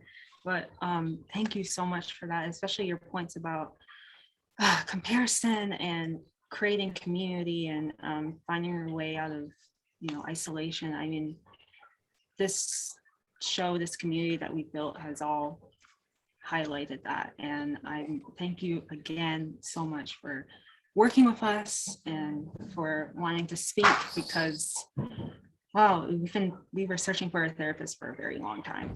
So your words of wisdom, like Mika said, is totally appreciated here. So I think because we started a little late, I think if anyone has Christina, does 3 questions sound good? Just to highlight, to go over quick, if anyone has that for Dulce. Oh, okay, yes, I would be glad to pass on questions to Dulce. And so thank you so much for that, by the way. I thought about what I needed, and it was some water. Did you have some, Christina? Yes. Okay, good. Came in and brought some. I need them. Just brought some into my room. So if anybody has questions they would like to ask Dulce, please type them into the chat, or I think you can raise your hand. Wait, to raise your hand, you go to participants down on the bottom of your Zoom, and then you click on that, and then it shows everybody, and then you go over and find your name and then click where it says more. I think you can type, then you can do, it's reactions. You can put in, then you click on reactions at the bottom of your Zoom, and the button on the tab at the bottom is raise hand, as I just did. So I just raised my hand. So that's where you would go to raise your hand. So you're more than welcome to do that if you have a question, or you can type it into the chat. Yeah, and we especially encourage the artists, especially artists who've dealt with a lot of struggle as a woman or femme, during the pandemic, to ask questions about that, because it's still ongoing and it's a lot to handle. So we want to make sure we give space for people to learn about maybe how they could cope with those feelings.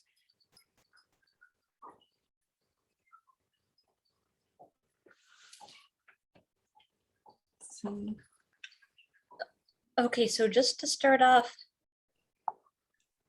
I was going to ask if any of the work that you have, since you do work with immigrants and people of color, I was going to ask, I'm aware that racism was highlighted, both with in the news, both with the Black Lives Matter coming back up last year, and then with prejudice against people of Asian ancestry, how that was in the news. So I was wondering if any of that had affected your work or the lives of people who came to see you.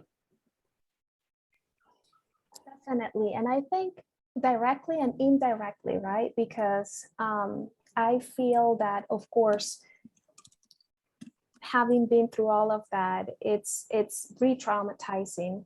but I don't think you have to be part of that community to be affected. And it can be like, that's why I'm saying indirectly, because as a Latina immigrant, it's like, okay, that happens. How does that affect me, right? Like that I guess that mirror of what is happening. So how am I protected? That type of thing. I work mostly with Latino folks and Latino women.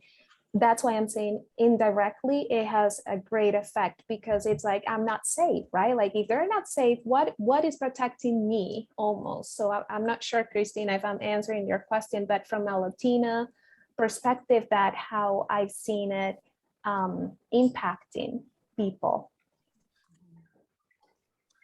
Okay, yes, I was just thinking about that because I have heard of people who are, not even Black or Asian people who are hearing all of that stuff in the news and are experiencing, being afraid to go out, being afraid to connect. It's so sad because when people were finally starting to go out, to feel safe going out again after COVID, then, people were scared because of all of the racism, all the, threats to their lives. And I feel that I will never totally understand that as a white person. So I just, hear and witness that with sadness. And so I see Bahar's hand. So Bahar, you're welcome to ask your question. Yes, hi. Okay, so my question's a little layered because it's more, I guess, is the word somatic. So for me personally, I've never been diagnosed with general anxiety disorder, but when the pandemic came up, or when the pandemic started, I started developing like symptoms of anxiety, I would say. So I've been like dealing with that like off and on since the start. But what I've noticed, and like what I noticed like today, for example, is like when I'm witnessing like really emotional, like intense art, right? Like it's beautiful, but it's so like emotional and like thought-provoking. And like for me personally, like I feel it a lot in my chest and my body. Like I get like kind of like active, like my body just becomes like kind of active.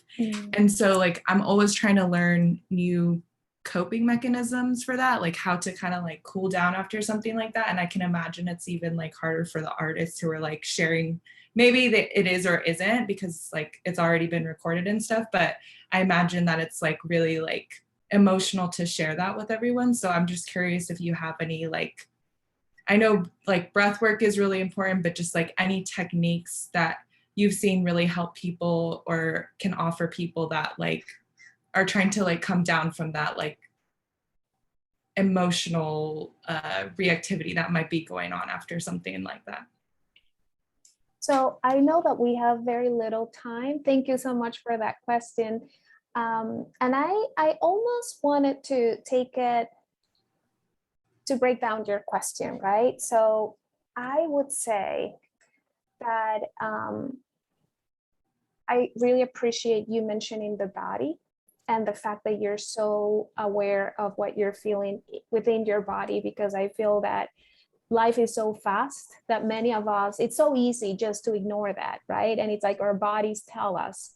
That being said, I think that sometimes only you know your limits, right? And there's absolutely nothing wrong with taking a break. If you're feeling, you call it reactivity, if that's feeling really like really intensely in your body, and if it's feeling too uncomfortable, I feel that sometimes we push ourselves a little bit more. So I would invite you to ask yourself, how much do you want to take right now? Going back to what do I need, right? Like even if there's a part of you, and that can bring us back to this suicidal idea of being weak, or like comparison again, like comparing ourselves to, okay, I should do this, right? But I would say there's nothing wrong with taking a break.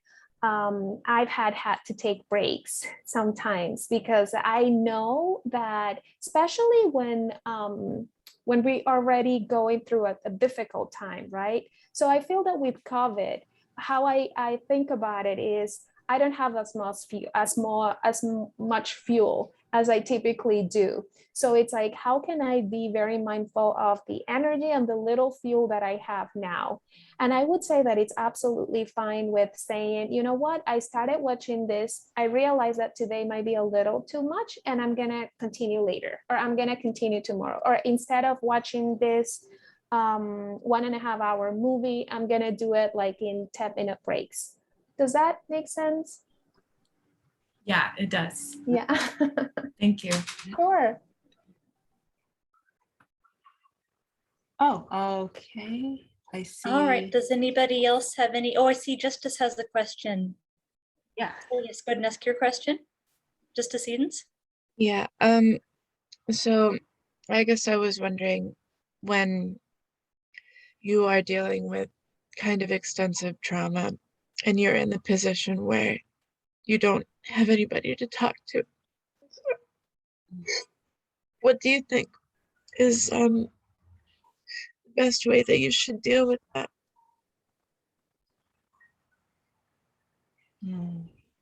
Justice, I'm gonna speak for everyone. I'm gonna take that liberty right now, and please, guys, tell me if I'm allowed to do this, but we're here with you, right? We're supporting you right now. We're with you. And I'm speaking again for everyone. The first thing is, it's very important that we're feeling safe, right? And I would say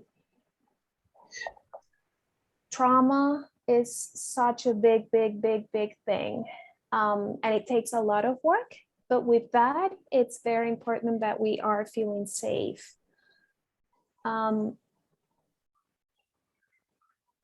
I feel that having that, you mentioned you don't have anyone to talk to about that.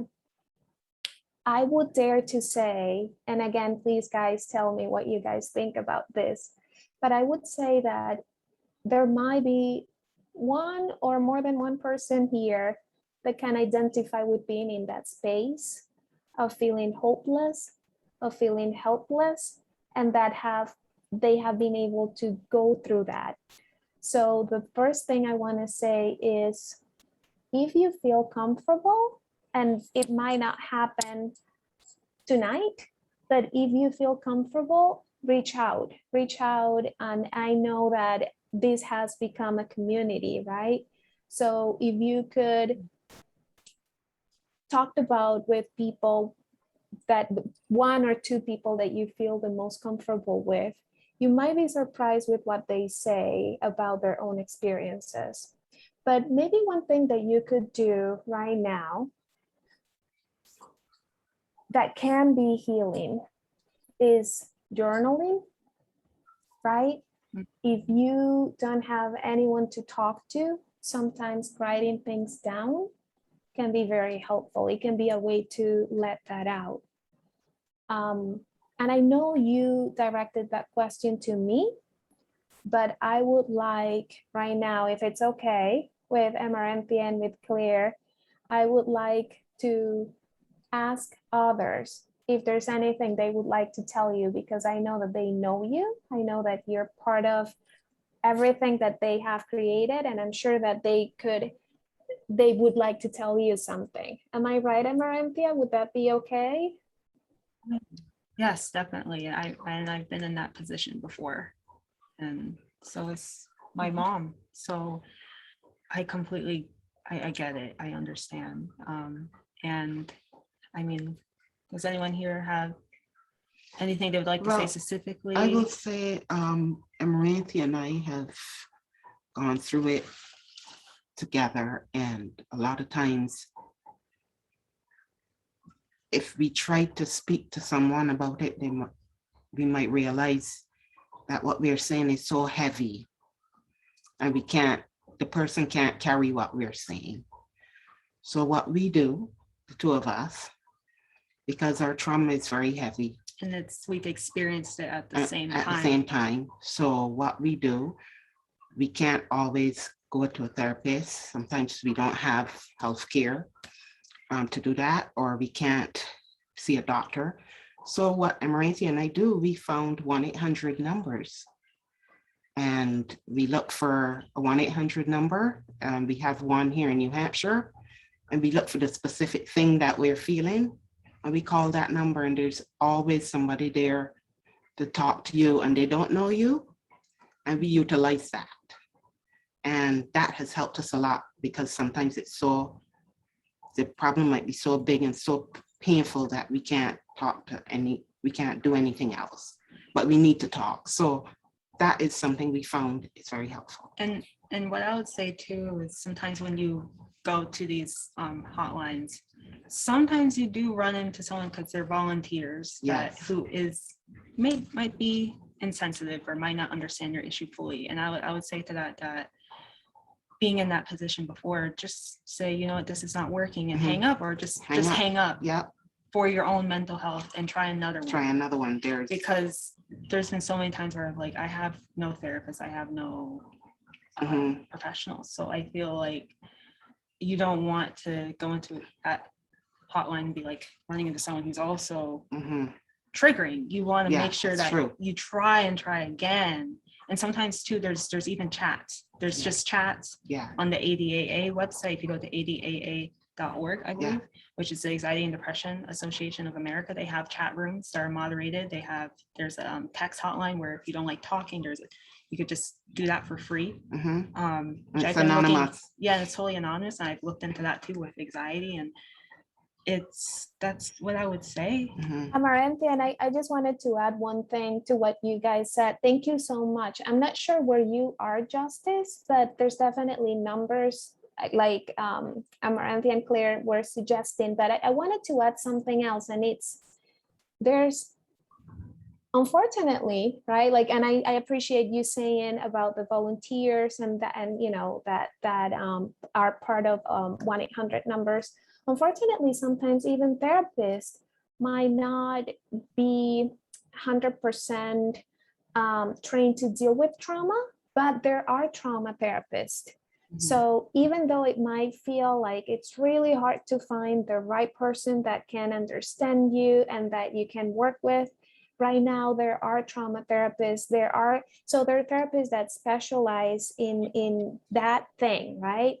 And I'm not sure if you have considered therapy. I know that it can be very overwhelming to unfortunately, sometimes to go through the process of finding the right therapist. And Amaranthi will tell you a little bit more about that, because I know that she has some things about that. But there is the right therapist for you out there. There is the right therapist for each one of us. It's sometimes a bumpy road to find him or her, but there's definitely the right person for you out there. Yes, exactly. And yeah, I'm in that space too, where I am searching for a therapist, and it's very hard to find someone who fully understands the trauma and is trained in that and understands how multifaceted trauma can be. That it could be from anything, you know. But they exist. They are out there. They are out there though, and we worked with Dulce to create a pamphlet which everyone will receive after that talks about how to find a therapist. So we'll talk about that more at the end of the show before everyone signs off. But thank you, Justice. I call you Swesters, your artist name, but thank you for coming here and talking with us and wanting to ask that question. I really appreciate that, and I hope that thank you. We've helped in some way. That's what this project is about. So thank you. We love you. It can be a process, right? So this can be the beginning of something else, right?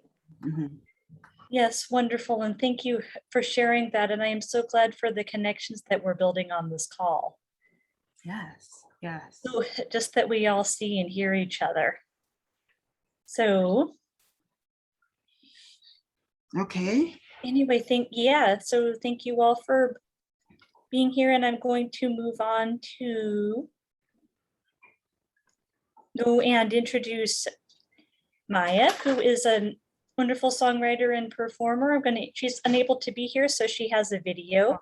Oh, Video- actually, it's gonna It's be actually Brain Arts. next. Oh, okay, Brain Art. Sorry about that. So, Yeah. and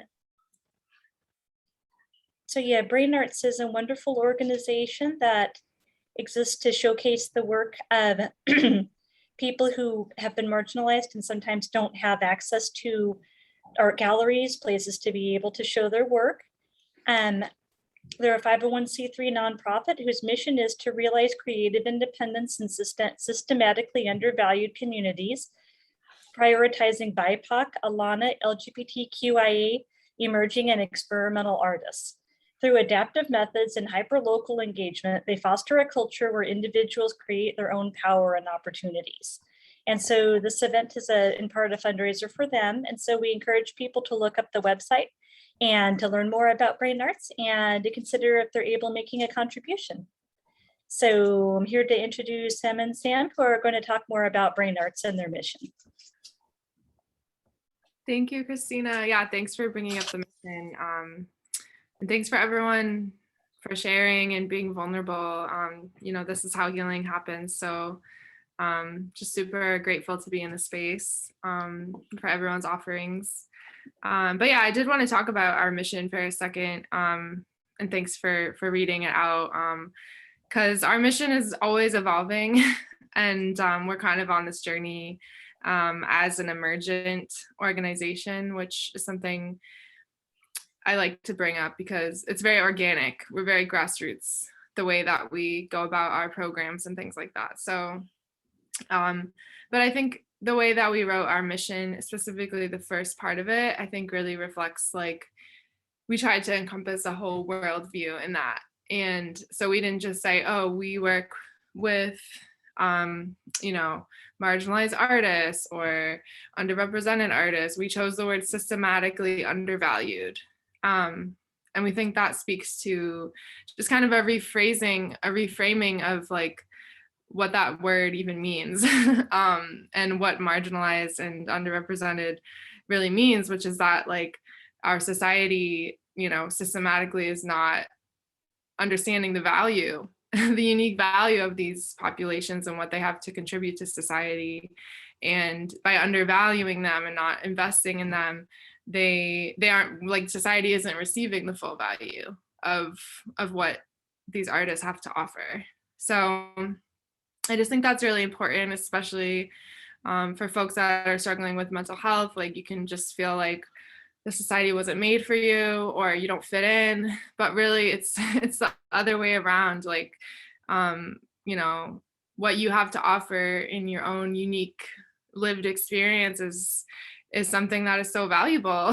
And the fact that society isn't set up for you to share that and be fully seen and you know, respected for that is not on you. It's like systematic. So in our small way, that's what we tried to do. And that's what we tried to change. And yeah, I look forward to a future where we can sort of get our space established. And we are really interested in incorporating more healing. Like I said, the mission is always evolving. So I think since we've been in the neighborhood that we're at now, which is like a super diverse neighborhood with lots of immigrant families and people of color, we've realized that healing and wellness really needs to be a part of our mission. So our mission doesn't reflect that yet, but I think it will soon. And like spaces like this are things that we are looking to cultivate and support. So yeah, once we get our space established, I do see us going along more of like the advocacy route. And you know, because we do have our connections in the city and we want to do our part to really bring resources to these communities that are undervalued. And it's part of this bigger vision of, you know, reclaiming that value for the greater good of society. So yeah, that's a little bit more about us. If anyone else has questions or wants to know how to plug in with us or how to support us or how to be an artist in our sphere, we're right now we are based in Boston, but it's really exciting to be in this like international community. And I do see Brain Arts like one day becoming, you know, if not a national, maybe, you know, international force. So inspired to meet all of you. And I hope that we stay connected in our journey. Yes, that's wonderful. And thank you very much to Emma and Sam and to all of Brain Arts for facilitating and being a part of the show. Wonderful organization, and we're honored to help support you. Yeah, we're on, I think we're almost at 700 right now. I think we're at 691. And I mean, you guys, it's like, you've helped me so much as a creative to find community, you know, like I've talked with you before, and I feel that being able to now share that with other people in this Zoom and through Art in Mind, I really hope the others feel that too, because now I know, like, if once COVID is more it's really starts to fade and it's more under control, it's someone who has who's highly a high risk person, that I would definitely go down to Dorchester Art Project, and I'd love to meet you guys and get a tour and you know, meet other artists who are just as passionate about this stuff. I think that would be amazing. So thank you guys again for working with me and coming to this space. Thank you. Absolutely. Very inspired to know you, Amma. I can't wait to see you grow and develop. I'm just so excited. Thank you so much. Yeah. Yes, wonderful. And we've put Brain Arts information into the chat, so you're able to check that out as well. We're putting the donation and just the contact information. If you're interested in learning more about or getting on board with what this gallery is doing, please do check out Brain Arts. It's in the chat.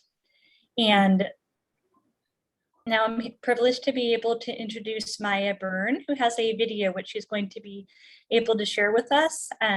Splitting her time between San Francisco and New York, Mia Byrne is a published poet, actor, award-winning songwriter, filmmaker, and activist, and the first trans dyke to be featured as a solo performer at the San Francisco Dyke March. Her rootsy, soulful music, Time Out London, has been featured on official Spotify playlists and terrestrial radio, Sing Out, Advocate, New York Magazine, MSNBC, and NPR, compared to artists like Lucinda Williams and Nick Drake. Other highlights include lecturing at colleges and performing at many major folk festivals and stages, including Berkeley Rep, the San Francisco Trans March, Levon Helms Ramble, and the Folsom Street Fair. Her directorial debut, a short film on gay trans pioneer Lou Sullivan, was highlighted as a centerpiece of the 2020 San Francisco Trans Film Fest. So I'm very happy to have her. And so since she wasn't able to attend, we're going to show a video by and about Mia.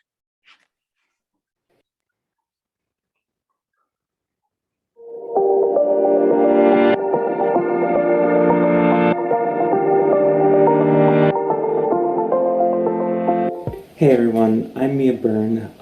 I'm a singer-songwriter from San Francisco, originally from New York, and I was born in Boston. I am a full-time musician, I'm a political activist, I am a very tired person most of the time, and I'm currently in Nashville, where I just became the first trans woman to perform in an official capacity at Americana Fest, which is no small deal.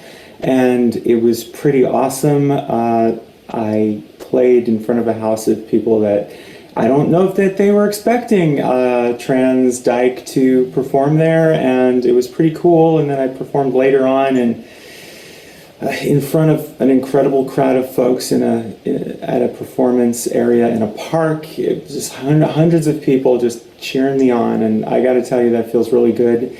And it also absolutely exhausts me. Some of the things that we've been talking about with Art in Mind is how to balance our work and our passion with our mental health, which has been incredibly uplifting. It's actually so wonderful to have been in community over these past 2 months with so many artists who are expressing how they do that. And that is one of the reasons Art in Mind is important to me, because they're fostering an environment where we as artists can be open with each other, and where we can come together and talk about not just our work, but not just, you know, be like, oh, I'm doing this. Do you want to see me do that? Can you help me get this thing? No, there's like a lot of holistic stuff happening. And I've learned so much just from the few online events I've taken part in and communicating with folks about other people's intersections. I've gotten a lot of wonderful feedback about the work I've been doing, which has felt so good, because oftentimes, especially right now in the pandemic, a lot of things feel incredibly isolating, and we're all trying so hard to meet each other on our own terms. And so to have this incredible feedback about the work that I'm putting out into the world has been just wonderful. I want to say that being a musician and being a creator is so giving and so healing. Something I've been talking about a lot. I was on a panel a couple of days ago, and I was asked, what makes you feel the most authentic? And the answer I had was, when I can play music for people and they say thank you.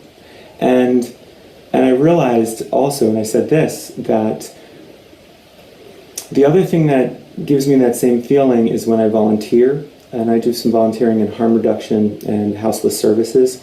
And there's something really special that happens when you have that, not just feedback, oh my God, you were so great, just like someone being like, thank you for giving me this thing. Thank you for helping me along just for a moment. And when you can do that for a person, it gives back to you. In Judaism, we talk about tzedakah, which is like righteous deeds. And talks about there are different levels of tzedakah, and it's not just like putting coins in a box. It's helping folks. And so it's the highest form of tzedakah is when you do something for somebody and they don't even know that you did it. And I'm sure all of us are doing things for each other that we don't even know that we're doing for each other all the time. We're all rooting for each other and in each other's corner. But there is something that happens when you do something for someone and there's an immediate personal connection with that person. And when they can give back to you what you're giving to them in a selfless way, and it helps you keep going. And last but not least, I'm just going to say that as women, as femmes, as people with different identities than mainstream, we often, especially folks who are female identifying, we often have a tendency to put our own needs before the needs of others, not because of the stereotype that we're nurturers or whatever, but because we've been conditioned to do that. We've been conditioned to, when folks who perhaps we perceive of being in power say to us, jump, I think our tendency is often to say how high. And one of the things that happens when women, femmes, female identifying people, or people who are not female but who have that intersection of being perceived as female for whatever reason, when we're in those situations,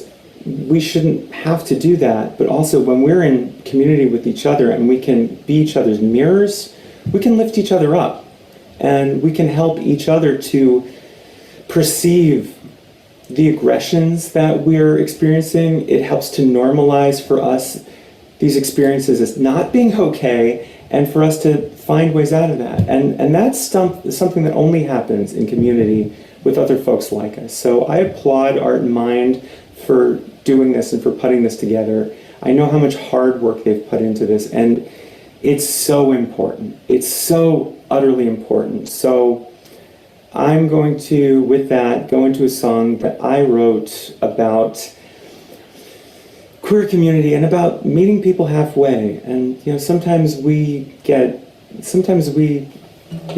not necessarily right here, but we're right here and we're going down these paths together. And as long as we've got each other's paths and our vision and the end goal and our shared vision, I believe that we can make it to the next step, to the next path, to the place where we can all find rejuvenation. I'll leave it with that. This song is called Where the Lavender Grows. I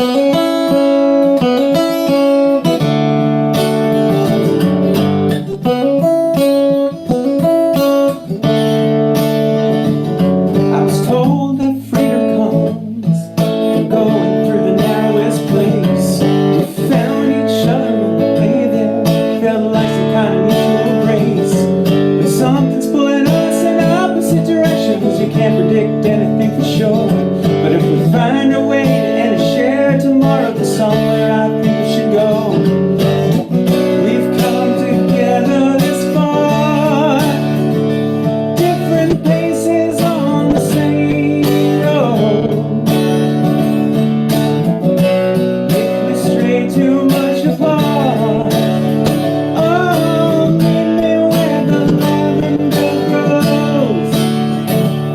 There's a stone wall facing the sunset on the field and an oak tree. If we get lost in the distance, I'll wait there till you find me. It won't be hard to get there, it's as east as you can go. On the island where I was born, just north of the South Shore. We've come together this far, different paces on the same road. If we stray too much apart, oh, meet me where the lavender grows. It could be days, it could be months, it could be weeks. Just wait for winter to fade. I'll come around in the early afternoon when the blossoms bloom in May.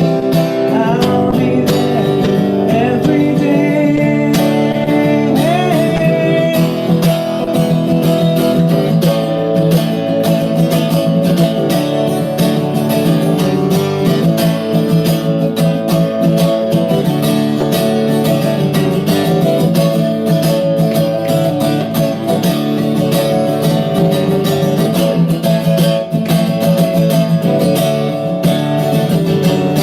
No one really goes it alone, no matter how alone you think they are.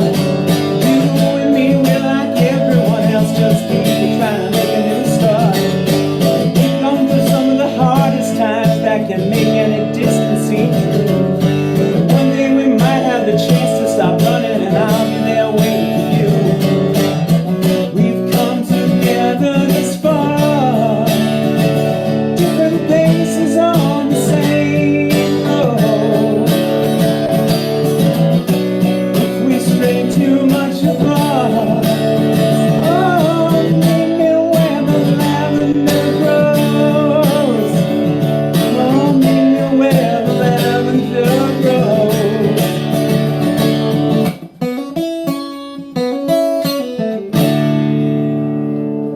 Cheers, everyone.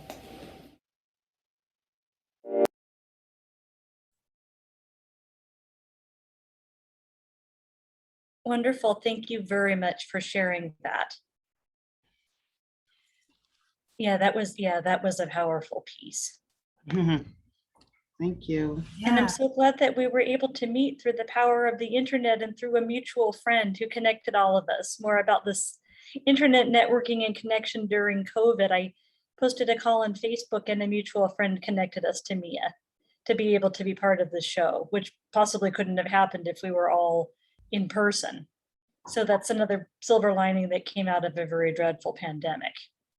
So now I'm going to introduce Amaranthia, who's going to showcase entrepreneur videos for people who have businesses that are dealing with with empowering people who have mental health conditions.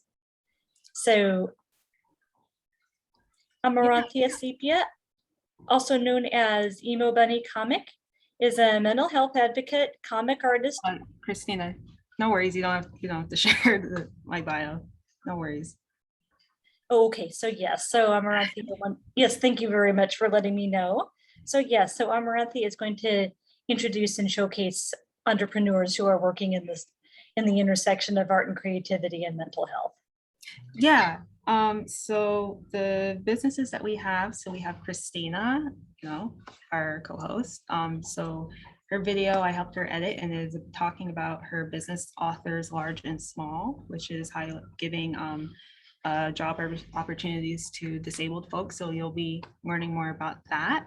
And then we also have Nabila Nugroho, who is one of the artists in Art in Mind, but again, unfortunately, she wasn't able to attend because she's in Indonesia, which has a very vast difference in time. So we'll be showcasing those two. And then after that, we'll be going to Roxy Murray, who is our speaker, who's going to be talking about disability advocacy. So Janelle, you could play those two videos.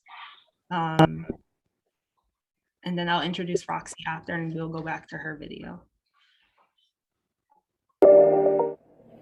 Hi, good afternoon. I'm Christina Deptula, founder and creative coach for the literary PR business Authors Large and Small. We're online at authorslargeandsmall.com. And we land traditional and social media publicity for authors of all kinds and all genres. And we work with self-published as well as traditionally published books from authors all around the world. So whatever your book or project is, whenever it was released, we believe that there is a home for it. There are people who are interested in reading it, people who would benefit from reading it. We will look up how and where to find them, and we will contact them and bring your book to them. And what's unique about our business is that we're a green business. We believe in saving the earth, and we hire people with disabilities, people who are family caregivers, and people who are coming out of homelessness. And I am extremely passionate about that personally because I started this business when I was taking care of my grandmother as a full-time live-in caregiver in a mobile home park with her in California in the East Bay. She couldn't be safely left alone, so I couldn't leave. And while I was honored and privileged to be taking care of my wonderful grandma, I needed to be able to keep up my other professional skills for when I returned to the job market. So I brainstormed a way to be able to do that. And I was doing literary publicity work for a publisher who considered this to be clerical work at the time, and he was just building his business. And I realized that I could branch out from that and develop this into the field of literary publicity through landing blog reviews, setting up bookstore opportunities for speaking events, media coverage, building a list of media, and reaching out to social media networks that were developing at that time. Just really cultivating and building an audience. And I realized that there were plenty of other people I knew in that situation who were disabled, who were family caregivers, who had anxiety, and who were coming out of homelessness, who were wonderful, skilled, brilliant, amazing people, but just not able to make it to work every day from 8 to 5 in a traditional environment. So this is a way to be able to help authors who need affordable help in PR, and also to be able to challenge the idea of what a skilled and competent professional looks like. That there's not a dichotomy between the productive and the disabled, but most people are really a mixture of both. So we're working to celebrate that, and been around since 2013 and gradually grown and expanded over time. And this is a wonderful project for women. I grew up in an area where women and femmes were told it wasn't safe to go out by yourselves alone at night, and this especially, or just even mass transit in general. So this was a way for us to get out and be able to gain access to cultural, educational, and employment opportunities. And it's related to Art in Mind as we work with people who have social anxiety. That's a common disability among people we work with. And so I'm proud and happy to be able to serve the community in this way. We're always expanding. And I would love to work with anybody out there who is interested in publicity, and any authors and anybody who has a podcast or a blog and would love to be able to interview any of our authors. We're very open to that, as well as to authors who would like to work with us or publishing companies. And whatever your book is, there is a home for it, and there are people who are interested in reading it, and we would love to help you find them. Thank you very much.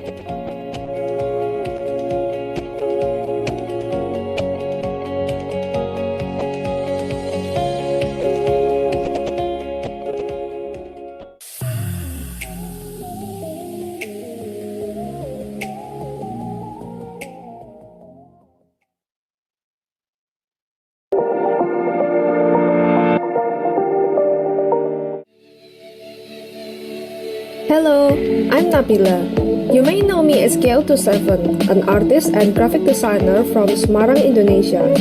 Currently, I'm pursuing my dream of having my own illustration small business with my original character Rebel Girl Magwar.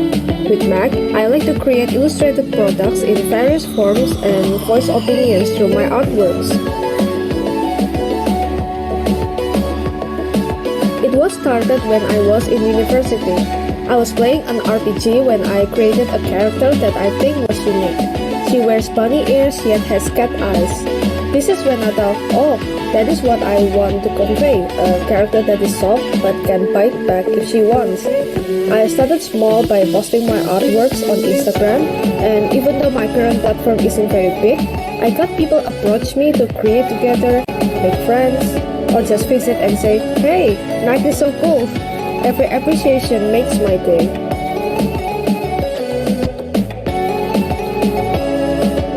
I think women are more than their looks. I really meant this sentence, I felt as a woman myself, I'm not pretty enough to be the one that creates Magwar, and I often feel insecure because of it. But then, isn't Magwar also the same? She mostly looked badass and intimidating, but she got that soft side in her that cares a lot about people. I guess what I want to convey is that it's alright not to be perfect at something. You are more than you look, and you shall never let the vessel prevent you to do things. In this world, we are often pressured to be perfect. It feels like the only thing that deserves love and attention are the ones that are 100% flawless. This made most humans mold ourselves according to the standards just to be likable, even though it's against your true self. Magwar always introduces herself as a rebel girl, meaning she doesn't want to conform to those rules and instead live her life with her own principles. Be a rebel you want to be, because sometimes people need a little bit of push to listen to their heart about what they really want. When people feel comfortable and confident with themselves, they will have better mental health and self-esteem.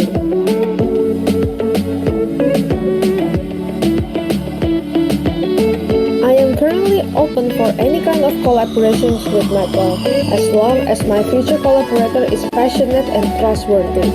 Any kind, making products, modeling for new stuff, etc. As a designer myself, I also work on character designs and branding. If you are interested, DM me on MagwarMQR or email at thisisko27@gmail.com.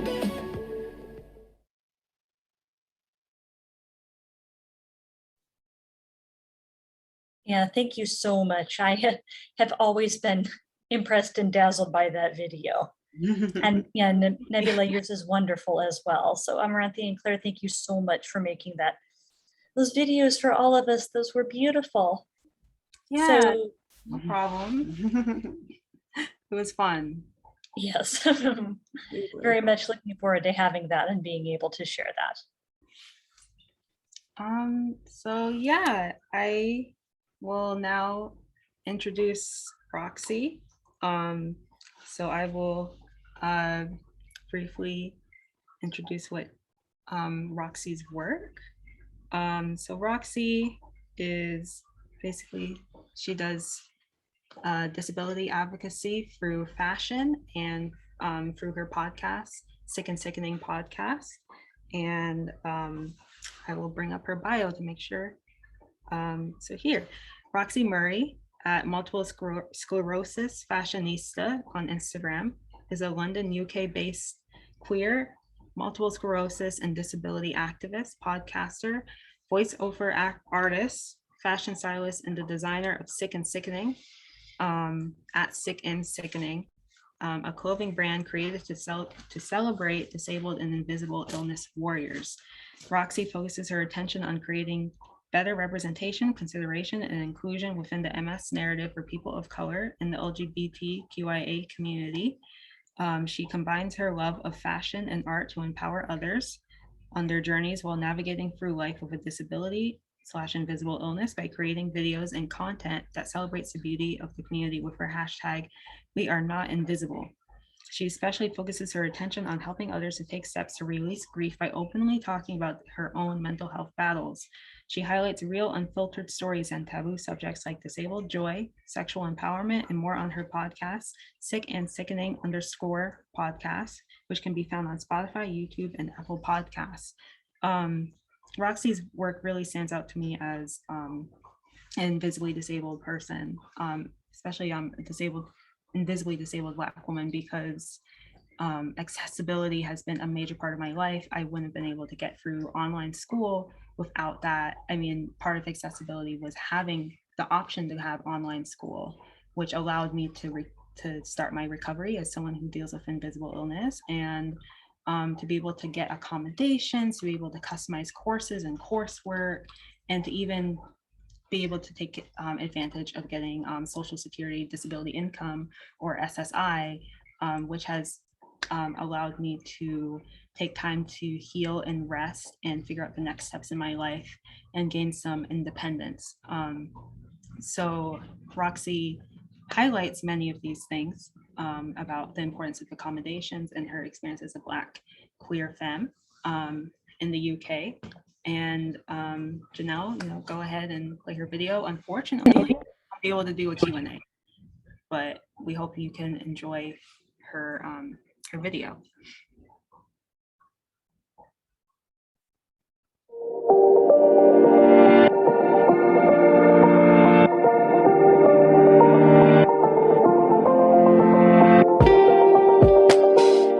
Hi, I'm Roxy Murray, the multiple sclerosis fashionista, a Black queer disabled femme, MS and disability activist, whose focus is on creating better disability, visibility and representation in the arts and health sectors. Doing so through the medium of art and fashion to empower others on their personal journeys. Navigating through life with a disability or invisible illness can be extremely difficult, and even more so as a queer individual of colour. That's why I created my podcast at Sick and Sickening _podcast during this pandemic, so individuals could sit down and spill some tea on the realities of living within multiple intersections with me, Roxy, in a safe space. The podcast highlights the real, unfiltered stories of disability and health warriors, talking openly about disabled and queer joy, disabled sexual empowerment, mental health, and how to release grief after a health diagnosis. I create videos and content to celebrate the beauty and true diversity and needs of the community. By using my hashtag #WeAreNotInvisible, I continue to bring visibility to invisible illnesses. I hope you enjoyed today's talk, all about the realities of living with a disability within the COVID pandemic. Frida Kahlo once said, "I paint my own reality. The only thing I know is that I paint because I need to. And I paint whatever passes through my head without any other consideration." Living life as a queer femme with a chronic illness and disability is not easy. And the pandemic created a whole range of other issues. Isolation and fear are all words that come to mind when I think about the pandemic. Not because it was so different to my normal everyday life, full of anxiety, fatigue, and days where I was going through weeks only interacting with my partner at home and no one else. But more because the wide society had joined my everyday reality, and because I started to see the adaptations companies and institutions had made for the able-bodied, non-chronic masses, and how quickly they managed to do so. Still, however, with all the adaptations they had put in place, they still somehow managed to forget us disabled, chronically ill individuals during this time. And I say this time, but this time is still now. Not being able to go outside to attend things as important as our health appointments, or to even meet our loved ones for in-person conversations, can and has for many really affected our mental health. Like many others, during this time, I turned to the arts as therapy to understand and release my emotion. First, creating a visual podcast to connect and talk to individuals worldwide, having open conversations, sharing stories to help each other cultivate good and positive mental health patterns and to advocate for the changes we desire. The second being fashion. My personal identity is wrapped within the art of fashion. It's a place I feel comfortable in and where I most often visit to express my feelings.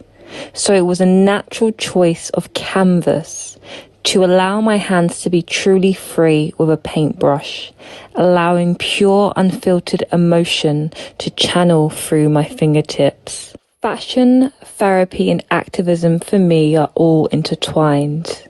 Fashion is not just a construction of a garment, but it can be used to convey an opinion, feeling, or like. It can be used as a code and goes far beyond just aesthetic values. Throughout history, fashion has been used to liberate both femme and queer individuals. Women's rights advocates took to the issue of dress reform as part of their agenda to promote women's rights and equality. While the queer community used fashion as a way to identify each other, signaling everything from our sexual identities, tastes or kinks, to in more recent times using fashion as a way to gender affirm or celebrate our queer identities openly and unapologetically. Like Frida Kahlo said, she paints her own reality, and so do I. Fashion is my reality and has become my own personal choice for my disability activism and a tool I use to cure my mental health and bring calm to my universe. It helps me to be visible around those who want to ignore the needs of the disabled, queer and femme communities. And it is now helping to change stigmas of what is deemed beauty or beautiful worldwide, given space and hope for change. But the change we need is equity, not equality. Equality means each individual or group of people is given the same resources or opportunities, and that is not enough. We need equity, the quality of being fair and impartial, recognizing that each person has different circumstances and allocating exact resources and opportunities to create an equal outcome for all, providing what we need to succeed. We need a future with equity at its core, and I believe the arts are a good place to start, this event being a beautiful step in the right direction.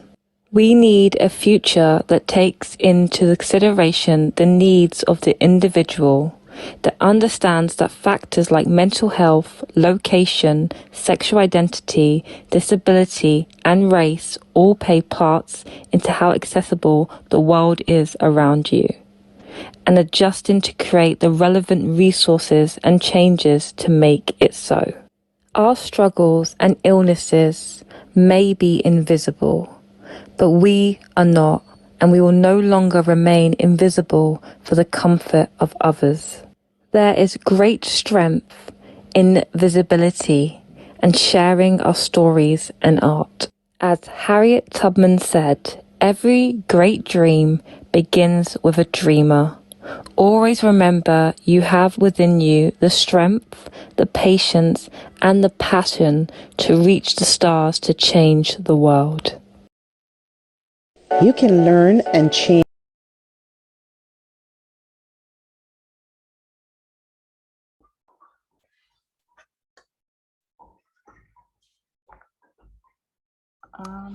Yeah, wonderful. So thank you so much for that. That was just very powerful and very moving. Have yeah, accessibility has greatly expanded during COVID, and I've known somebody, our family grew up with somebody who had that, and it was a real struggle. And I am just so glad that there's more compassion and more awareness, and that people are working to make the art world more accessible. Yes, thank you so much, Roxy, for the work you do. I mean, it's inspired me since I've met you, and I'm so glad that you were able to come into this space and share your work and talk about why accessibility is so crucial, and that it's not hard to do. You know, it's something that needs to be incorporated into everyday life. So I just want to give some updates. So number one, unfortunately, we have to, we're going to be ending soon. We have to not have the open mic, unfortunately, because we went over time. And so what we'll be doing is we'll be going to the Future of Art in Mind video, and then we'll be closing.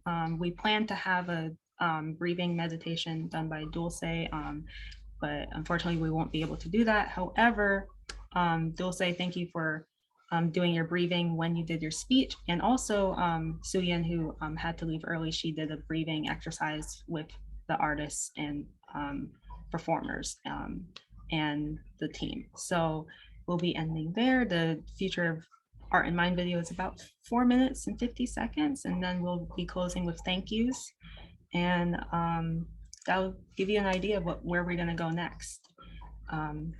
Does that sound good, Janelle? That sounds great. I'm in the dark over here. It sounds great. Sounds good. All right. You can learn and change in a state of pain and suffering, or you can learn and change in a state of joy and inspiration. Dr. Joe Dispenza. I want to share insight on where we're going, but before we do, we'd like to give a bit more context.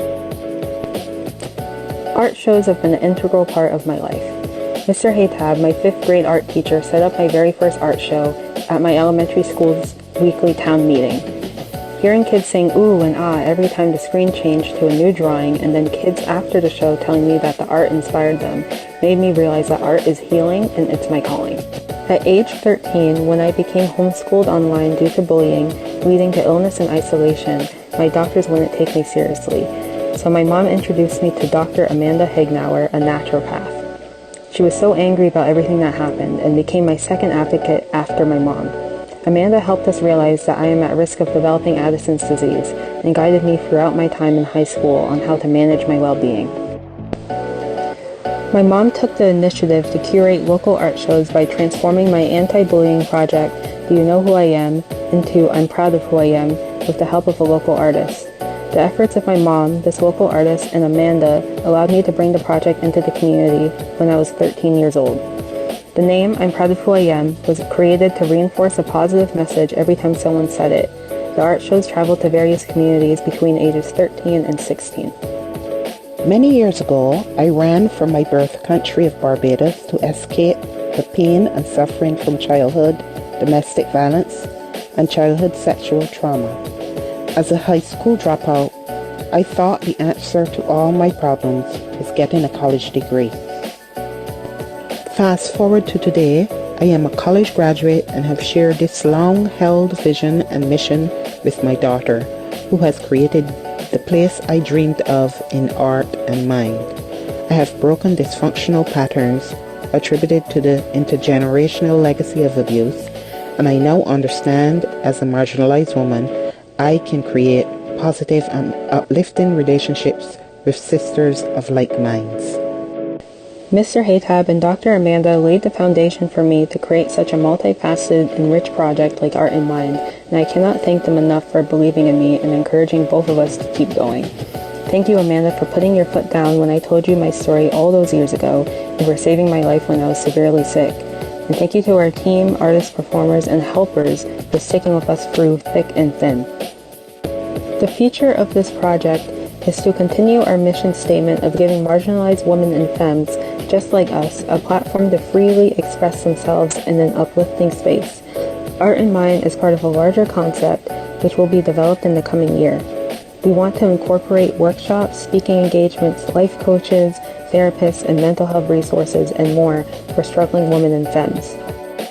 By continuing to heal and recover, we will ground our lives in clarity, awareness, presence, acceptance, and gratitude daily. We will develop a safe place for marginalized women to authentically create, to be seen, heard, and understood, with works showcased by art and mind, and more. And we want to pay it forward. Feel free to inquire my mom and I for paid speaking opportunities, art coordinating, workshops, and much more. We hope to spread our message of healing through activism, art, authorship, far and wide. Hi everyone, thank you so much for supporting Art in Mind today, our reception and everything that's been associated with this project, our documentary, our trailer, our artist videos. We greatly appreciate you sticking with us and supporting our endeavors with the Art in Mind series. And there will be much more coming in the future. You'll be receiving updates. You want to go?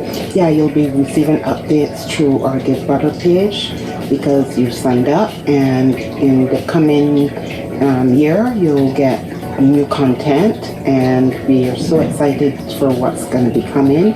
And once again, thank you so very much for joining us. Stay safe and protected in your life. Yes, thank you for your donations.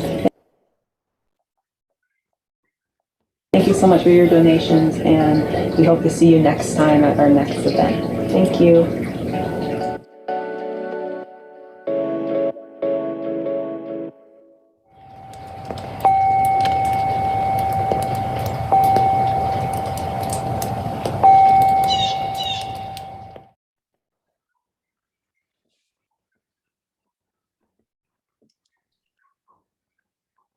There you go.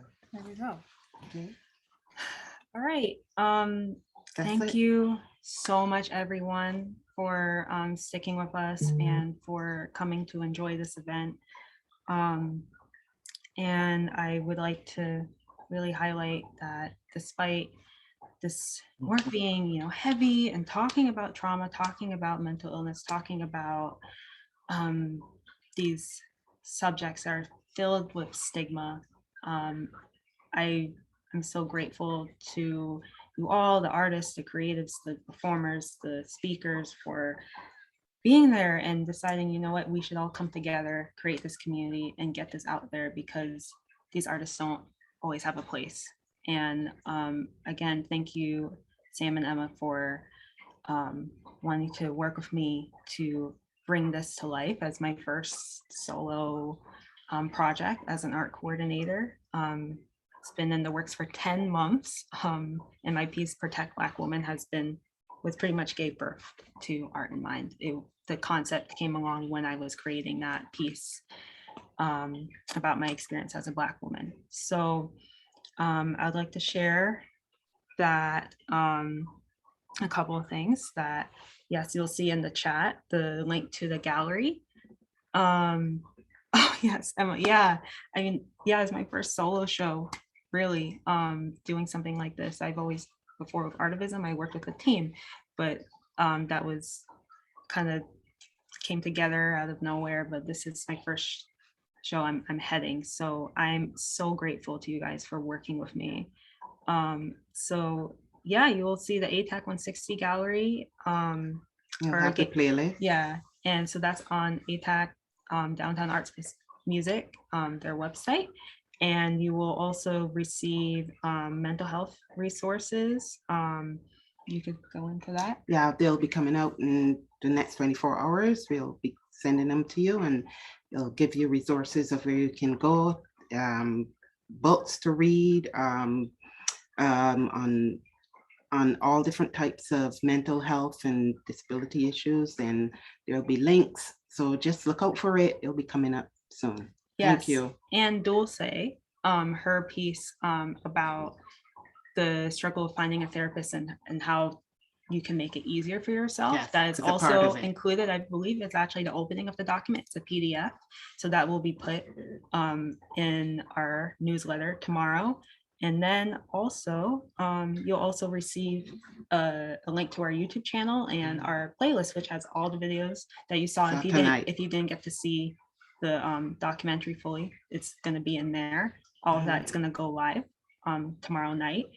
And yeah, I think that's That's about it. Thank you for your donations. I think we just reached 716. And I think yeah, so we're Grateful pretty for close that. to our goal, and we'll be accepting donations for the next couple weeks as well. So we hope that we can still reach 1,000, but we're so close. And for the fact that this is our first show, Yes. and then we reach almost 1,000, and we're very small artists, that's amazing. Yes. So thank you guys for that as well. So we Thank hope you. to see you guys in the future for our next project. And we'll be taking a break. You'll probably see us, you'll see my mom and I work with ATAC to do our debrief through their series called Process. So that will be coming soon. And yeah. Take care. Thank you all. Amazing work. Thank you so much. Beautiful work, everybody. Much love to everyone. Thank you. Bye. Bye-bye. Hi, everyone.